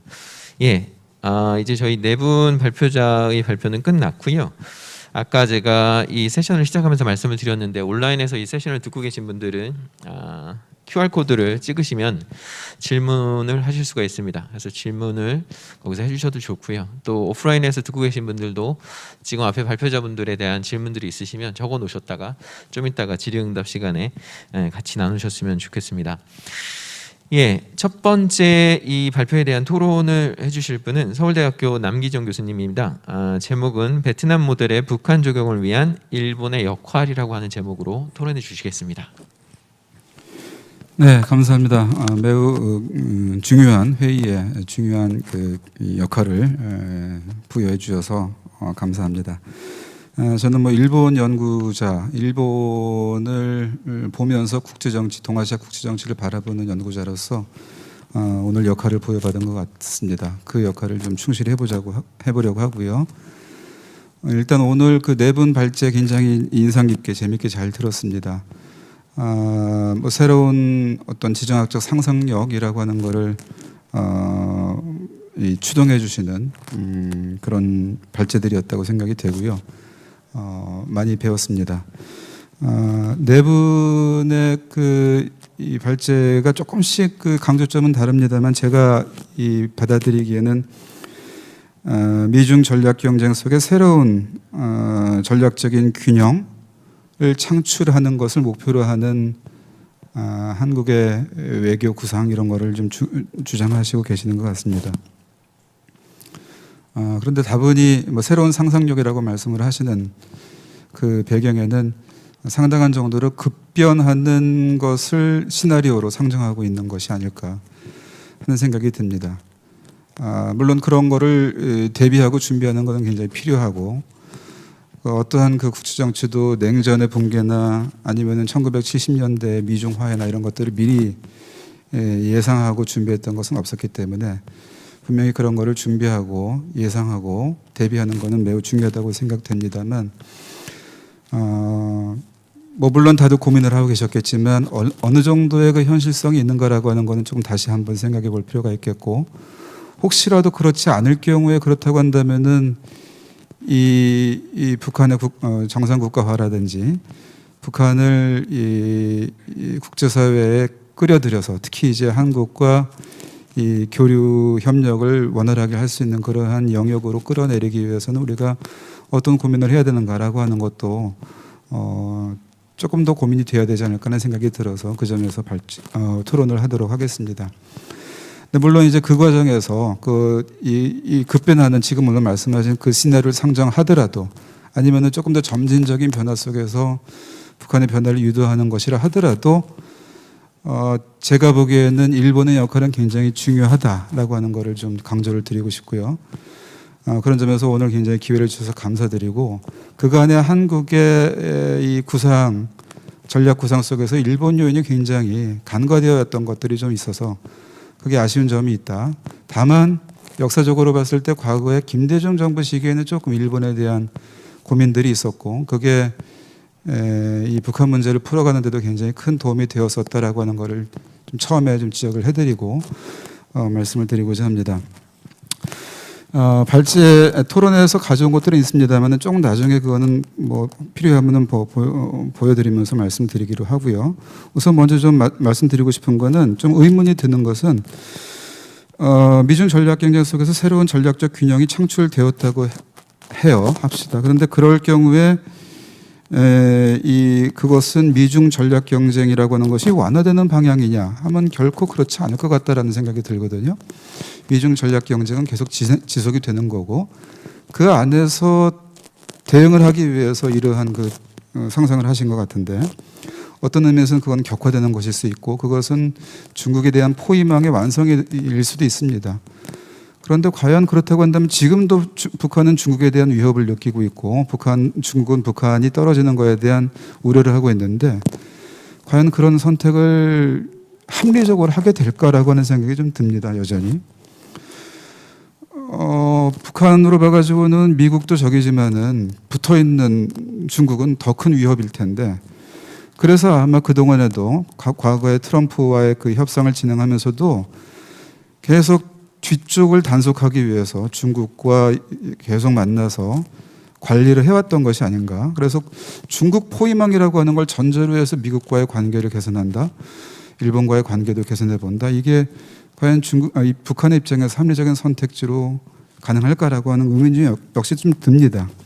그리고 만일에 그랬을 경우에는 통일 한반도는 그러니까 조금 더 교류가 활발해지고 통일에 가까운 모습으로 한반도가 설사 간다 하더라도 그거는 과연 안보 면에서나 여러 다른 경제사회 문화 그런 점에서 한국에게 유리한 구도 속으로 우리가 만들어 가는 것일까라고 하는 것도 여전히 좀 의문으로 남는 겁니다. 그래서 저는 역시 미중 전략 경쟁 속의 긴장 완화를 추구하는 그런 것을 목표로 하는 이 지역 전략, 동북아시아 전략이라고 하는 것이 여전히 필요하지 않을까. 그것은 이 김영준 교수님께서 제시하신 제4의 시나리오를 우리가 구성하고 대비하면서 준비하면서 제5의 시나리오도 생각을 하고 그 가능성도 있다라고 하는 것을 염두에 두고 보는 게 필요하지 않을까 하는 생각이 듭니다. 그 제5의 시나리오라고 하는 것은 미국과 중국 사이에서 중간 영역을 갖다가 만들어가는 겁니다. 그거는 저는 한국, 북한, 일본이라고 하는 삼각형으로 저는 구상을 하고 있습니다만은, 그래서 여기서도 일본의 역할이 굉장히 중요하고, 그런 한국, 북한, 일본의 삼각형이라고 하는 거를 가운데 만들고, 그리고 사실은 지금은 더욱더 그 비중이 커졌고 그 역할이 주목받고 있는데, 특히 이제 우크라이나 전쟁 이후에 오히려 이러한 국제 정치의 그 블랙홀 같은 거에 빠져들어가기를 거부하는 국가들이 상당히 지금 드러나고 있고, 예컨대 튀르키예, 인도, 인도네시아, 베트남, 필리핀까지도 오히려 미중 사이에서 밸런스를 잡으려고 하는 나라들이 있는데, 이런 나라들하고 연계하는 것도 굉장히 필요하고 가능한 것이 아닐까. 그 과정에서 북한을 이끌어들이는 것은 어떨까라고 하는 생각을 저는 해보는 겁니다. 지금 뭐 시간이 별로 지금 남지 않았다고 말씀을 하시니까 이 슬라이드를 보는 것은 좀 힘들 것 같은데요. 제가 가져온 것은 그동안의 역사적 경위 속에서 이 동아시아에서 북한 문제를 고민을 할 때 일본 요인이 굉장히 중요하다라고 하는 것을 여러 그 역사적인 그러한 그 경위 속에서 말씀드렸던 겁니다. 다만 그렇다고 한다면은 마지막으로 제가 어떻게 그것이 가능할 것인가, 어떻게 일본을 그러면은 우리가 생각하는 그러한 지정학적인 전략 속으로 끌어들일 수 있는가라고 하는 문제인데, 일본의 정치 지형을 잘 살펴볼 필요가 있겠다는 생각이 듭니다. 일본의 정치 지형은 이 헌법에 대한 태도와 미일 동맹에 대한 태도로 구분을 해서 매트릭스를 만들어 볼 수 있습니다. 여기서 우리 한국에 굉장히 큰 목소리로 들려오는 것은 개헌 자주국방을 외치는 이른바 우익들의 목소리입니다. 그리고 그거에 대해서 저항하는 일본의 지식인들이 있다라고 하는 게 그와 함께 들려오는 거죠. 그래서 일본과 사본이라고 하는 게 굉장히 크게 들려오고 마치 일본이 그 안에서 움직이는 것처럼 생각합니다. 그렇지만 사실은 일본은 이 수면하에서 2와 3이라고 하는 이 밑에 부면이 굉장히 크고, 이들의 이 어떤 길항작용으로 일본이 움직이고 있다, 이렇게 저는 봅니다. 아베와 그 주변 사람들의 이 입지가 커지면서 개헌 미일 동맹의 입장이 굉장히 커왔고, 그동안에 아베 내각기에는 거의 그것이 주류를 이루었고, 지금도 어느 정도 그 영향이 굉장히 큽니다. 그렇지만 지금의 일본의 내각을 이끌고 있는 기시다는 이번에 상당히 가까운 입장에 있는 사람입니다. 그리고 여전히 일본의 현실은 헌법이 살아있고 구조가 있기 때문에 일본의 현실도 이번 속에 있습니다. 그래서 이번이라고 하는 이번 속에 있는 이 제도적 자유주의자들의 존재를 일본 정치 안에서 놓치지 않았으면 좋겠다라고 하는 것이고, 이들을 우리가 어떻게 한반도 평화 질서 또는 안보라도 좋습니다. 그러한 질서 속으로 이들을 끌어와서 협력할 수 있는 상대로 일본을 파트너로 만들어갈 수 있는 거라고 하는 것을 고민을 해야 된다라고 하는 겁니다.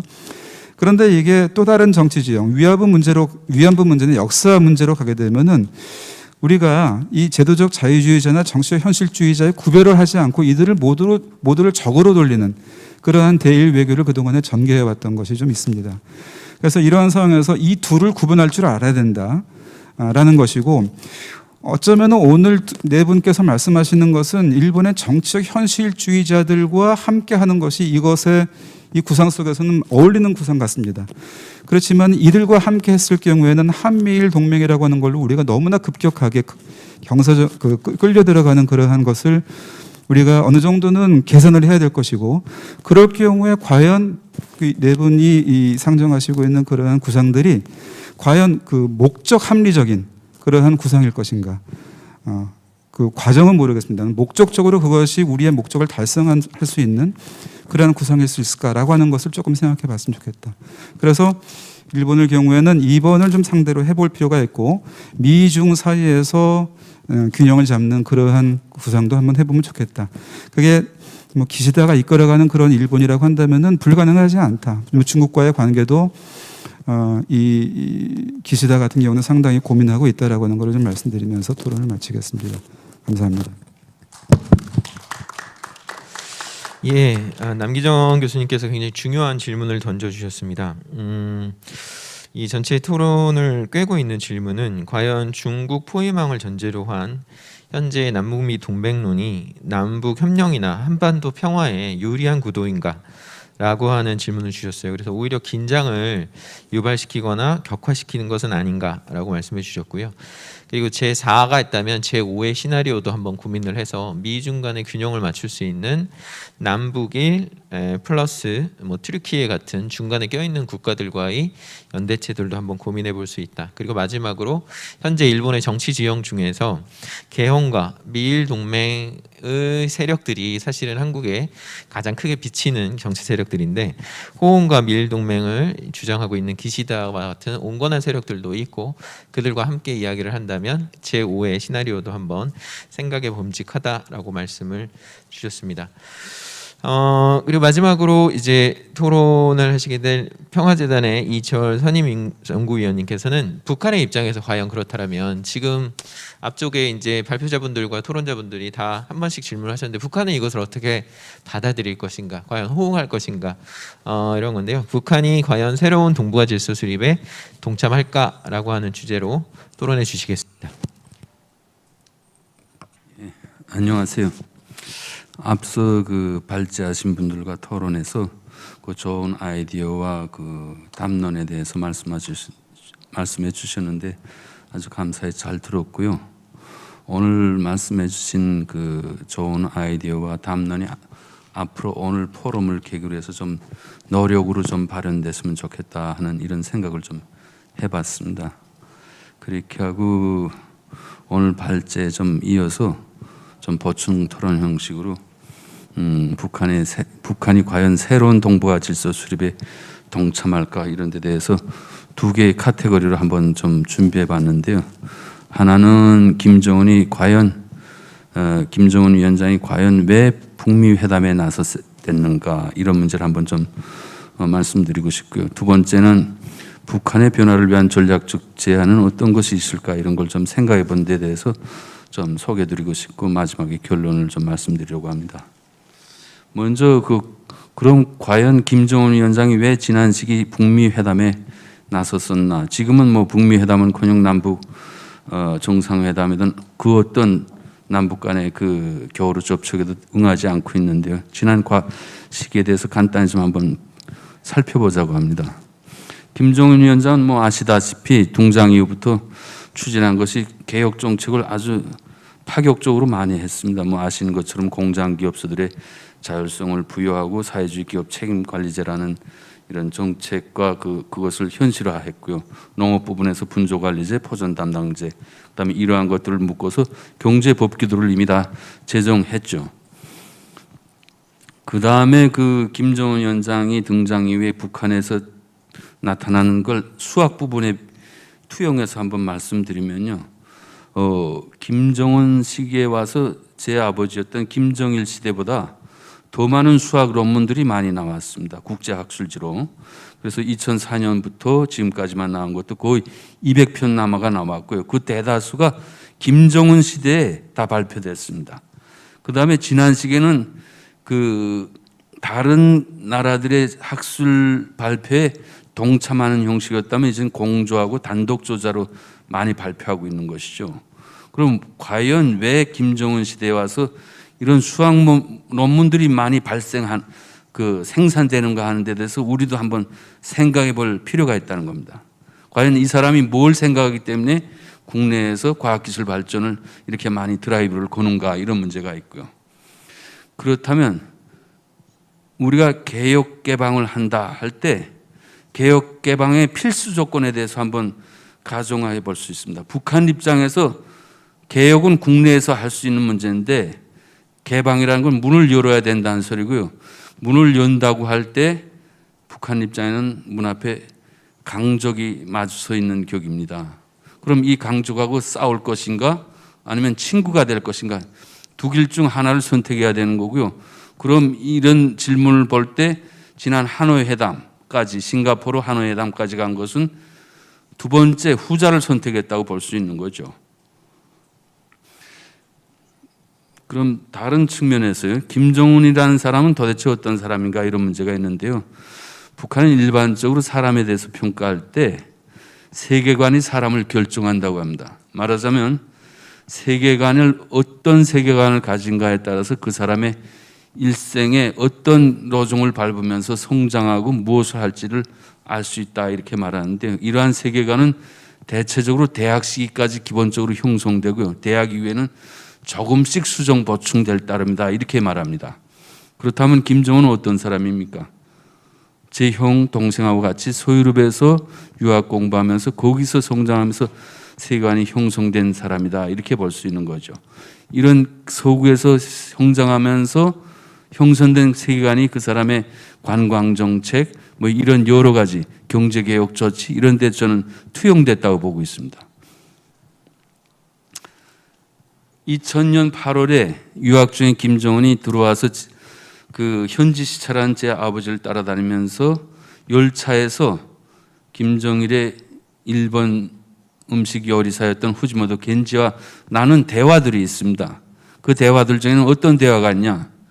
우리나라는 이런 광물 자원도 있고 있는데 우리 아버지가 가서 지방 현지 시찰하다가 묵는 초대소에도 전기가 안 오는 데도 비해서는 일본은 2차 세계대전 시기에 폭망인 것 같은데 잘 기사회생해서 경제발전 잘 이뤘다는 문제.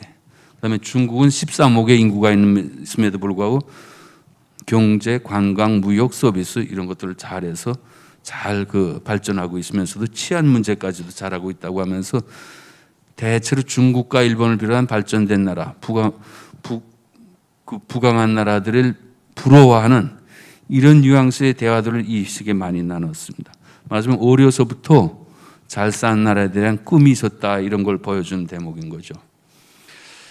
다음은요. 북한이 가끔 그 대미 관계와 관련해서 두 가지로 얘기합니다. 하나는 미제국주의, 주한미군 철수, 철천지 원수 뭐 이런 표현들이 있고요.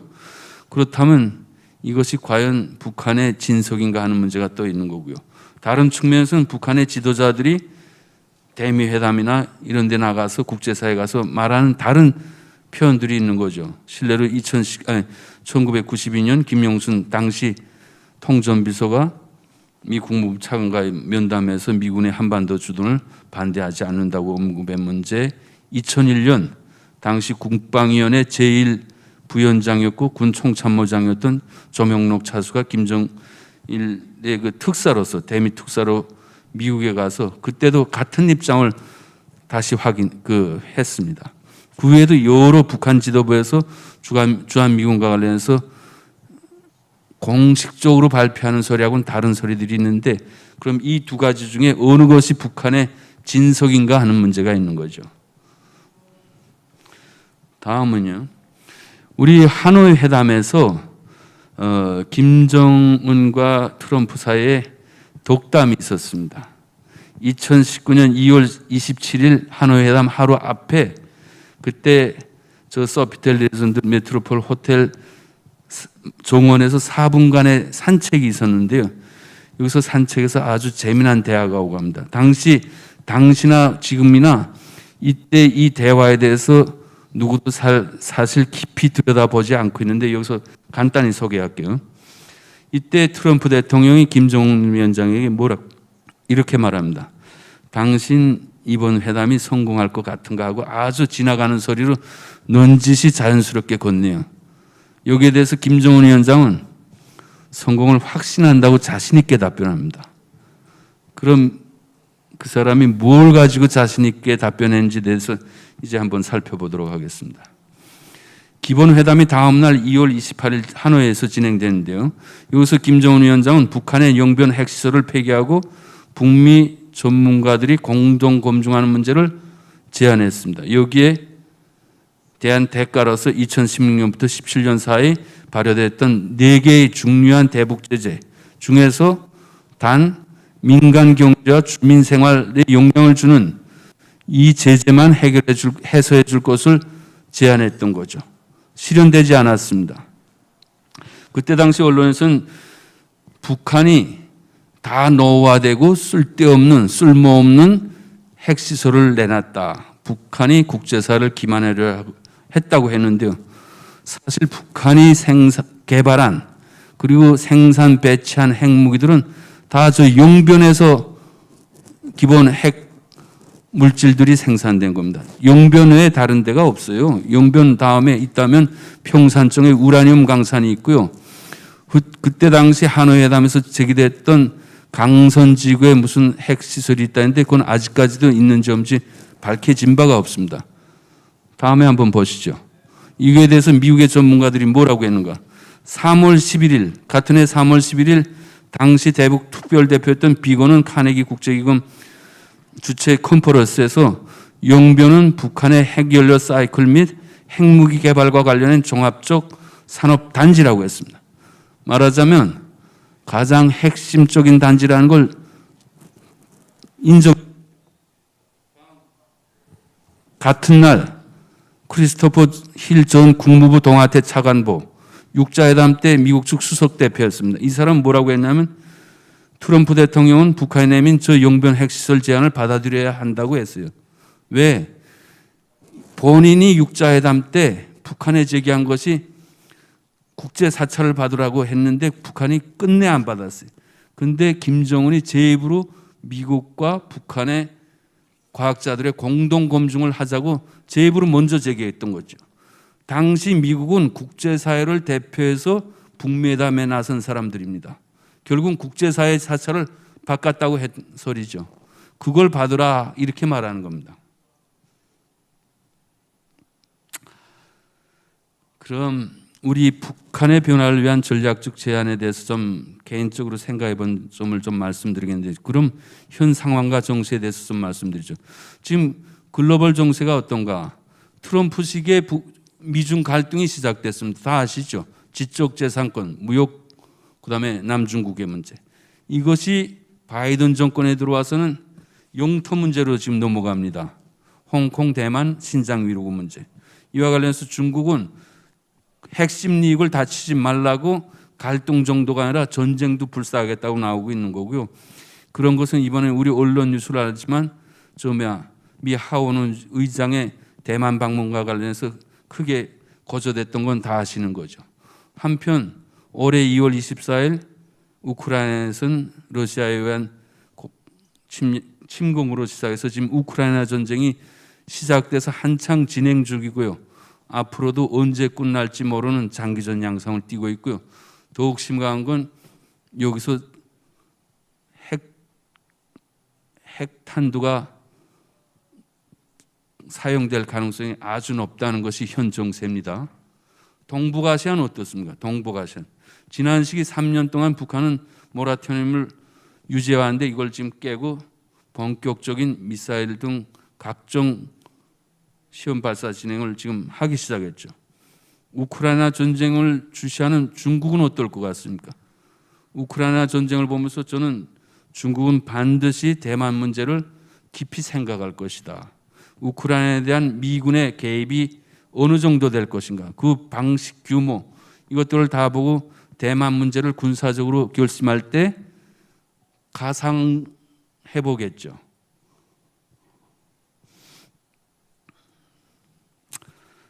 자, 우리가 이런 걸 전망해 볼 수 있습니다. 2021년 1월 5일부터 10일 사이에 노동당 8차 대회가 진행되는데 여기서 김정은 위원장은 뭐라고 했냐면 이제까지 선의 노력과 최대 인내심을 발휘했지만 미국의 대선 정책은 약화된 것이 아니고 오히려 더 국심해졌다고 했습니다. 말하자면 우리가 미국하고 관계 개선을 위해서 회담도 하고 하노이까지 가봤는데 미국 사람들의 우리에 대한 본 의도는 조금도 변화되지 않았다. 타협이 불가능할 것 같다. 이런 소리를 지금 하는 거예요. 그러면서 국방력 강화를 꾸준히 해야 되겠다는 자기 결심을 다시 한번 말합니다. 북한은 앞으로 이렇게 세상을 볼 거라고 저는 생각해요. 앞으로 우크라이나 전쟁이 대만 한반도 전쟁으로 이어질 가능성, 또는 우크라이나 전쟁이 한반도와 대만 전쟁으로 이어질 가능성이 많다는 거죠. 그럼 갑자기 왜 이런 걸 연결해 보나? 가령 중국이 대만을 공격하기 시작하면 저는 미국 사람들은 두세 개의 항모 집단으로 대응하기가 가장 쉬운 방법이고요. 그럼에도 불구하고 지상군이 있어야 됩니다. 지상군은 대만 주변에 주한미군과 주일미군밖에 없습니다. 그럼 경우 가령 주한미군이 이동해 간다고 할 때 중국은 중거리 미사일 또는 이런 걸로 주한미군을 타격할 가능성이 있는 거죠.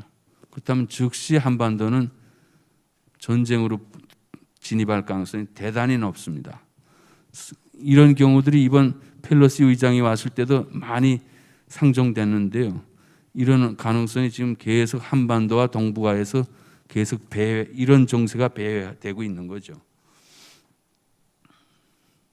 그럼 새로운 남북미 관계의 설정에 대해서 과연 이것이 가능한가 하는 겁니다. 가능한가. 지금까지 북한은 중국, 러시아와 끈끈한 동맹관계 비슷한 걸 유지하고 있는데요. 이념적, 제도적 문제가 있습니다. 분명히. 그런데 실질적으로 중국, 북한의 정치적, 경제적, 물질적 지원을 하는 나라는 그래도 중국과 러시아뿐인 것이 현실이고요. 북한은 실리적인 나라예요. 우리 국제사회에 실용주의라는 얘기가 있죠. 중국에는 동서화평에 실사고시가 있습니다. 북한에는 실리주의라고 있는데 실제적인 이득을 추구한다는 소리예요. 여기에 아주 충실한 것이 북한인데요. 만일 중국과 러시아가 북한에 제공하는 것을 미국이 대신한다고 우리가 한번 가정해보자. 똑같이 하거나 더 이상의 경제적, 물질적 지원을 한다고 할 때 과연 북한의 태도가 지금같이 그럴까? 아니면 다른 상황이 벌어질까에 대해서 우리가 한번 역설적인 상상을 한번 해볼 필요가 있다. 문제는 이러한 환경을 어떻게 마련하는가가 가장 중요하다는 겁니다. 우리 지금 남북 관계에서도 지금 직면하고 있는 문제고요. 북미 관계에서도 직면하고 있는 문제인데 가장 중요한 것이 지금 저는 불신을 해소하기 위한 노력이 필요하다고 봐요. 전략적 관점에서 북한의 변화를 유인하자면 북한은 대미 불신이 아주 심합니다. 그렇기 때문에 북미 회담에서도 미국은 포괄적 합의를 하자는데 북한은 절대 이걸 동의할 수가 없는 것이 미국을 신뢰할 수가 없어서 이런 현상이 벌어집니다. 그래서 그러한 신뢰를 이끌어내자면 대미 불신을 해소해야 되는 거고 여기에 초점을 맞출 필요가 있다. 이런 문제 말씀드리고요. 그다음에 신뢰 구축을 위해서는 북미, 남북 간 합의를 존중하고 지킬 필요가 있어요. 문재인 정권이 등장해서 이제까지 남북관계 개선을 위해서 많은 노력했는데 대해서는 인정합니다. 그러나 문재인 정부는 9.19 평양 공동성명 직후에 내려와서 한 것이 290조의 군사비 증강, 첨단 군사장비 반입, 한미군사훈련 지속 등으로 북한으로부터 아직까지 계속 비난받고 있고요. 최근 윤 대통령이 8.15 계기로 대북 메시지 낸데도 김여정이 말하면서도 문재인 대통령에 대해서 운전자를 뭐 어쩌고 저쩌고 하던 사람이 이러면서 아직도 그 감정을 표현하고 있는 거죠. 그다음에 우리가 남북 북미 관계를 개선을 위해서는 그 현행 관계에 무관하게 인도 지원을 꾸준히 인도주의 원칙에 순수 인도주의 원칙에 입각해서 꾸준히 할 필요가 있다는 말씀을 드리고요. 기왕 할 거면 인도주의라는 말을 북한이 아주 나빠합니다. 이런 말 쓰지 말고 서로 돕기, 남북 간의 경제협력 이런 얘기하면서 지원을 계속해서 그들의 이미지, 불신, 신뢰 이런 문제를 우리가 좀 관리할 필요가 있다. 이런 문제가 있고요. 그다음에 마지막 부분인데요. 북한을 전략적으로 끌어당기고 더 나아가서 남북미 동맹에 인입하려고 한다면 우리가 북한 문제를 전략적으로 새롭게 고찰할 필요가 있다. 이런 말씀을 드리고 싶어요. 우리 전망적으로 현재 대북 제재를 좀 제거해 볼 필요가 있다는 겁니다. 지금 미국 사람들은 대북 제재를 계속 죄면 죄일수록 북한이 비핵화를 하거나 회담에 나올 거라고 보는데 자 이제까지 할 수 있는 건 많이 해봤지 않습니까? 과연 그랬어요? 저는 그렇지 않다고 봅니다. 오늘 브룩스 전 사령관에 대한 얘기가 많이 나왔는데요. 브룩스 사령관이 뭐라고 그랬습니까? 포린 어페어스 기고문에서 김정은이 가장 원하는 길을 제시하는 게 더 나은 조건법이라 이런 표현을 했는데요. 저는 여기에 대해서도 우리가 좀 생각해 볼 필요가 있다. 왜 주한미군을 관리하는 총사령관으로 왔던 사람까지도 이제 와서 이런 소리를 할까? 이런 거에 대해서도 우리가 좀 짚어볼 필요가 있다는 거죠. 그래서 이자까지 두 개의 큰 카테고리에 대해서 말씀드리면서 제 좀 생각해 본 문제는요. 퇴임 전에 문재인 대통령이 자기 다큐 문재인의 진심에서 이런 얘기를 했습니다. 김정은하고 더보다라에서 만나서 얘기를 좀 해봤는데 아주 솔직하더라. 자기들은 체제 안보만 보장되고 평화가 확보되면 핵을 내려낼 수 있는데 이 내 마음을 어떻게 하면 미국 사람들한테 좀 알리겠는지 이런 토론을 하더라는 이런 대목이 있습니다. 또 우리는 김정은을 어떻게 한미동맹 체제 합세도록 할지, 또 그에게 어떤 체제 안전담보를 제공할지, 이런 우리가 진지한 고민, 연구, 실천 방안 이런 것도 우리가 좀 생각해 볼 때가 됐다, 이런 말씀 드리고요. 이제까지 우리가 북한 정권에 대해서 불신, 족대감만으로 해봤는데 과연 되지 않았다면 북핵 문제를 해결하기 위한 과연 현실적인 방안이 뭔지에 대한 깊은 좀 성찰 좀 해볼 필요가 있다. 그리고 만약 거기서 우리가 결론을 냈다면 그 결론을 실천하기 위한 과감한 좀 행동도 있지 않아야 될까, 이런 생각을 좀 해봤습니다. 이상입니다. 감사합니다.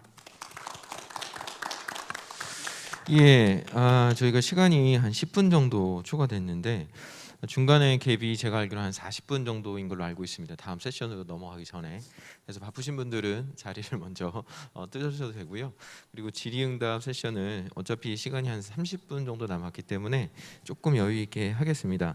이철 위원님께서 세 가지 정도로 말씀해 주셨어요. 첫 번째는 김정은 위원장의 세계관이 어떻게 형성되었는가, 과거 경험과 그리고 겐지 후지모토와의 대화를 통해서 특히 하노이 북미 정상회의의 독대에 대한 이야기들, 그리고 하노이 북미 정상회의에서 제시했던 조건들에 대해서 좀 이야기를 해주셨습니다. 그리고 두 번째는 북한 변화를 위한 전략적 제안에서 앞에 이제 발표자님들이 말씀하셨던 현 정세에 대해서 동의해 주셨고요. 그리고 마지막으로 신뢰 구축과 특히 경제 지원이라고 하는 이름으로 인도 지원을 해줌으로써 남북 협력 관계들을 강화하는 게 필요하지 않겠는가라고 말씀해 주셨습니다. 예, 오늘 아마 이 세션에 플로어에 계신 분들은 다른 건 다 잊어버리셔도 빈센트 브룩스라고 하는 이름은 꼭 기억해서 가시지 않을까라는 생각이 듭니다. 한 5번 정도 나왔던 것 같은데요. 자, 지금부터는 플로어에 계신 분들 질의응답 받고, 그리고 아까 그 남기정 교수님께서 제기하셨던 문제에 대해서 발표자분들의 의견을 한마디씩 듣고 그리고 마무리를 하도록 하겠습니다. 예, 플로어, 예, 선생님.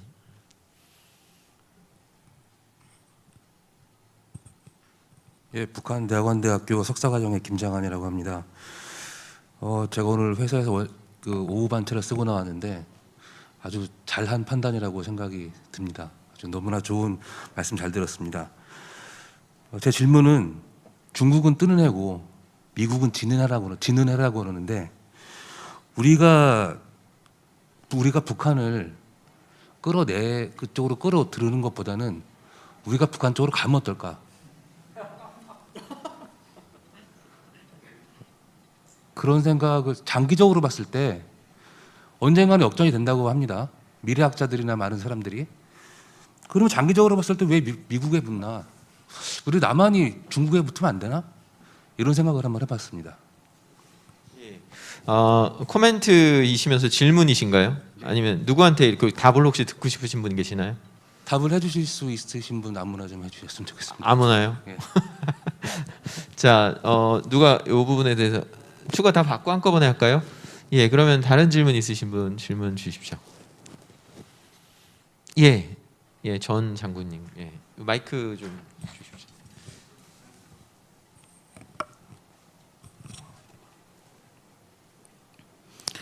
그 발표 내용 99.9% 동의하고요.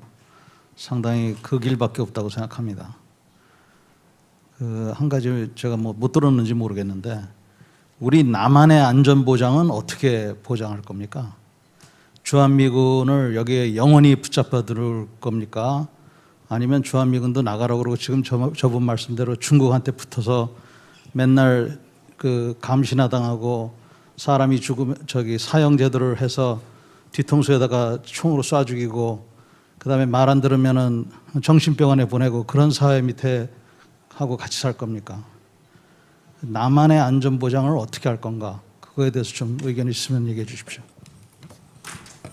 예, 두 번째는 오늘 다 질문들이 굉장히 저희 발표 내용도 약간 좀 뭐라 그러나요? 급진 혹은 질문도 그런 내용들이 좀 있으신 거죠. 자, 질문 또 다른 분 있으시면 없으시면 이렇게 하시죠. 앞에 그 남북 중 연맹체 혹은 연합체에 대한 논의, 그리고 조금 아까 말씀하셨던 남한의 안전 보장에 대한 부분들, 그리고 아까 남기정 교수님께서 제기하셨던 남북미 동맹이 동아시아의 긴장을 격화시키지 않겠는가라고 하는 이 질문에 이렇게 세 가지 정도 코멘트 주시고 답 주시고 하시면 좋겠습니다. 순서대로 이렇게 가시죠. 김동기 변호사님부터. 저는 지금 중국에 붙자고 말씀을 하시는데 이제 전제가 결국 아까 말씀하신 대로 중국은 뜨는 해고 미국은 지는 해다라고 이렇게 말씀하셨는데 그게 반드시 옳은 전제라고 생각하지 않습니다. 그러니까 상대적으로 이제 많은 예를 들면 미국이 이제 뭐 경제력도 좀 취약해지고 약해지고 상대적으로 군사력도 약해지고 미국이 국력이 점점 하락한다라고 일부에서는 많은 이야기를 하는데 제가 볼 때는 이렇게 쉽게 이렇게 약화될 것 같지는 않거든요. 그러니까 미국이 가지는 엄청난 파워가 있습니다. 예를 들면은 당장 지금 미국 글로벌 금융 시스템을 운영하는 게 미국의 달러 체제거든요. 말하자면 중국도 그 달러 체제 내 성장을 해왔습니다. 거기서 벗어나기가 어려워요, 쉽게. 그러니까 군사적으로는 러시아나 중국이 많이 지금 추격을 해왔지만 적어도 그런 지금 같은 그 금융자본주의, 글로벌 금융자본주의 시대에서 그 금융 시스템의 핵심을 지금 운영하는 것은 미국이거든요, 말하자면 여전히. 그래서 제가 볼 때는 그게 쉽게 그 중국의 그 체제 벗어나 중국 나름의 독자적인 체제를 만들어서 세계를 지배할 수 있는 시대는 아마 상당히 많은 시간이 걸리지 않겠는가. 저는 이렇게 생각을 합니다. 그래서 이제 그거는 약간 너무 극단적인 가정이신 것 같고, 지금 저희가 고민해야 될 것은 당장 5년, 10년 후에 우리가 좀 단기적, 중기적으로 한반도에 어떻게 하면 평화 체제를 구축을 하고, 그리고 어떻게 보면 동아시아 전체에 좀 더 나은 평화 체제를 구축할 것인가라는 관점에서 접근을 해야 된다고 생각을 하고요. 그런 면에서는 저는 우선은 한반도 내부의 평화 체제 구축을 위해서는 아까 제가 말씀드린 대로 미국과 북한의 관계 개선을 통해서 그것이 가장 첩경이다라고 저는 생각을 하는 거죠. 그리고 아까 남기정 교수님께서 질문해 주신 게 되게 중요한 포인트라고 생각을 하는데요. 저는 기본적으로 예를 들면 좀 남북한 그리고 미국이 또는 일본이 그렇게 축이 된 이게 자칫 잘못하면 중국으로서는 당연히 포위망으로 인식을 하겠죠. 그거는 봉쇄 전략으로 인식을 할 겁니다. 그러나 저는 그게 오히려 긴장을 더 이렇게 격화시키고 심화시키지 않을까라는 우려는 당연히 제기돼야 된다고 생각을 하는데, 제 입장에서는 우리가 먼저 생각한 한반도에 어떻게 하면 가능하면 한반도 내부의 평화 체제를 빨리 구축할 수 있는가, 이게 지금 우선순위가 가장 앞서야 된다고 생각을 하는 거거든요, 말하자면. 그리고 그런 관점에서는 북미 간의 관계 개선이 먼저 선행이 되어야지 한반도 평화 체제 구축이 가능하다라고 저는 생각을 하는 거고요. 그리고 지금 북한과 미국의 관계 개선이 되고 거기에 일본과 한국과의 우호적 관계 어떤 게 형성이 된다 하더라도 저는 극단적인 대립 관계로 가야 한다고 생각은 하지 않습니다. 이미 지금 오래전에 1999년도에 지금 이미 중국은 한국과 수교를 해서 관계를 맺고 있습니다. 그리고 지금 그러니까 북한이 이제 와서 미국하고 수교를 해서 어떤 경제적 교류도 하고 여러 가지 교류를 한다 해서 그게 바로 급격하게 어떤 적대적 관계로 발전한다라고 가정하는 것은, 저는 일단 기나기는 과정으로 봐야 되는 거고, 거기에는 여러 가지 남 교수님이 지적하신 대로 여러 가지 중간 단계가 있을 수도 있다. 현실적으로는 저는 그렇게 생각을 합니다. 예, 토론 내용 잘 들었고요. 또 남기정 교수님이 정말 의미 있는 질문을 해주셨다고 생각하고 중요한 질문이라고 생각합니다. 그런 부분도 당연히 우리가 염두에 두고 중국과 미국 사이에서 우리가 현명한 선택을 끊임없이 고민해야 된다고 생각을 하는데, 제가 이 문제의 이런 방향의 해법 모색에 관심을 가진 가장한 이유는 상당히 절박한 심정이었습니다. 어떤 절박한 심정이냐면 한반도의 전쟁 위기가 이게 그렇게 강 건너 불 얘기는 아닐 수 있겠다. 특히 미중 전략 경쟁이 앞으로 수십 년간 벌어질 것이라고 생각을 하고, 중국이 미국을 그 수십 년 안에 능가하지도 못하겠지만 반대로 미국이 중국을 완전히 제압하지도 못할 것이다라는 이제 전망들이 우세하죠. 그렇다면 앞으로 수십 년간 엎치락뒤치락 미중 패권 경쟁이 벌어지는데, 그런 의미에서 이제 질문하셨던 우리가 중국에 일방적으로 붙는 것은 절대로 불가능해서는 안 된다, 이런 생각이 듭니다. 왜냐하면 그것이 단기간에 결말나는 것이 아니고, 만약에 뭐 미국이 정말 그 저무는해냐, 이것도 논란의 여지가 있는 얘기지만 그렇다 하더라도 그것이 앞으로 수십 년간 지속되어야 되는 문제이기 때문에 우리가 어느 한쪽을 배타적으로 선택할 수는 없을 것이다. 그걸 전제로 했을 때 미중 패권 경쟁이 벌어지는 상황에서 양자 간의 전면전이 벌어질 가능성은 매우 낮지만, 그럼에도 불구하고 대만이나 한반도에서의 제한전 가능성은 높은 거죠. 그런데 한반도는 제한전이라고 하지만 우리 작은 국토에서의 전쟁이라는 것은 우리 뭐 남북의 공멸을 의미하는 거니까 우리가 전쟁에서 승리한다고 해도 그것은 사실상의 승리가 안 되는, 그래서 무슨 방법을 써서라도 우리가 그 위협을 막아야 되는 것이 우리의 가장 우선적인 목표가 아닐까 생각하고요. 그러기 위해서는 북한이 잃을 게 없는 상태, 저렇게 경제 제재로 계속 궁지에 몰려서 그렇다고 해서 중국이 북한 경제를 완전히 제대로 자생력을 갖추게 성장시켜 주지도 않고, 중국은 저렇게 관리만 하고 영향력만 확대하고, 한미는 북한을 이렇게 이제 경제 제재로 했을 때 잃을 게 없는 상태가 상당히 위험한 거 아니냐. 그랬을 때 대만 충돌이 한반도 전쟁으로까지 연결될 수 있는 불씨를 가지고 있는 거 아니냐. 그 불씨를 제거하는 방법 중에 하나가 북한 경제를 성장시켜서 북한이 뭔가 가진 게 있을 때, 그래서 이 가진 게 아쉬워서라도 전쟁을 벌이지 않겠다는 쪽으로 선회시키는 정도까지라도 북미 관계가 개선될 필요가 있지 않을까. 그리고 그런 것이 어떻게 보면은 미래에는 한미 동맹의 이익이, 지금까지의 미국의 이익은 기존 냉전적 구도 또는 북한과의 그런 관계 개선이 별로 의미가 없었지만, 앞으로는 북한이라는 변수를 이쪽으로 끌어당김으로써 오히려 한미 동맹의 입장에서, 미국의 세계 전략 입장에서, 지정학적인 측면에서 훨씬 더 유리한 게 아닐까. 그러한 발상의 전환이 필요한 게 아닐까.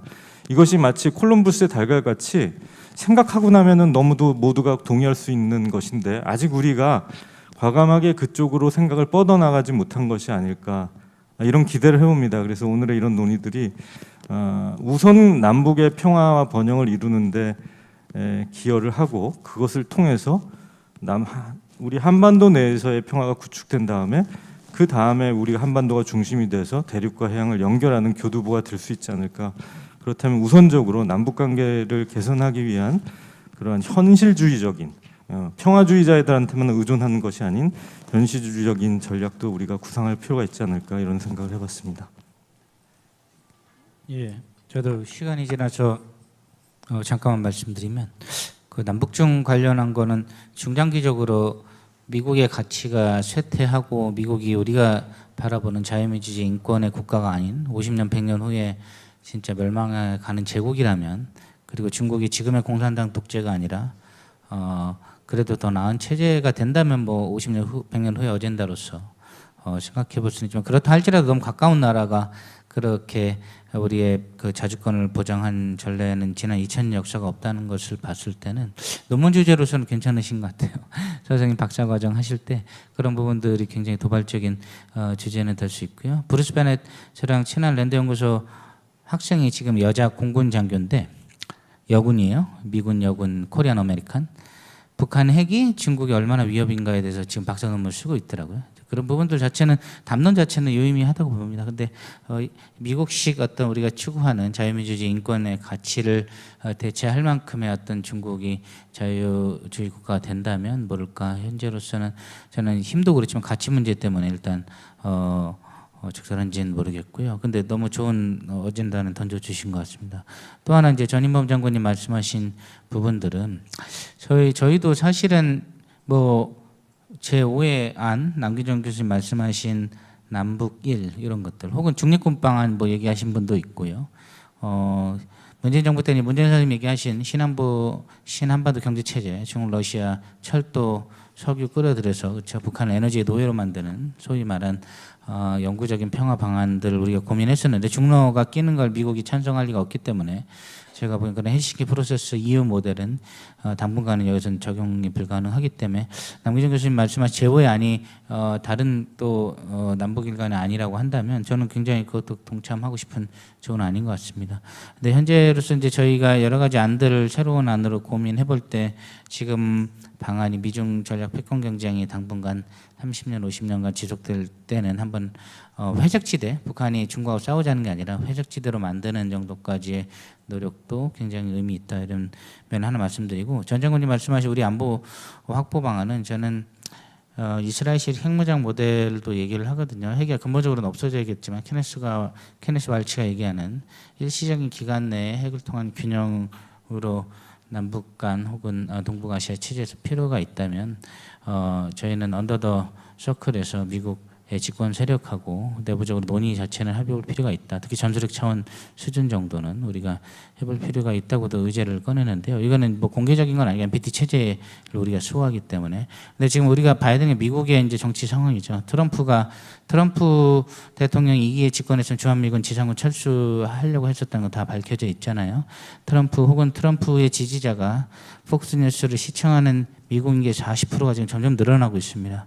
그러면 이런 미국의 정치 체제가 만약 20, 30년 집권을 하게 된다면 우리로서의 안전보장 방안, 중국이 커지고 있기 때문에 그거에 대한 것들이 북한뿐만이 아니라 여러 가지 이유에서도 저희 내부적으로는 언더 더 서클에서 논의를 할 필요가 있다. 그런 부분도 저는 전 장군님 말씀에 동의를 합니다. 예. 예, 그 플로어에서 나온 질문은 짧게 답장하도록 하겠습니다. 그 남북 중 협력에 대한 얘기를 하셨는데 지난 정부 때 한국은 중국 지지를 받아야만 우리가 원하는 통일이 이루어질 것이다 그런 얘기가 많았잖아요.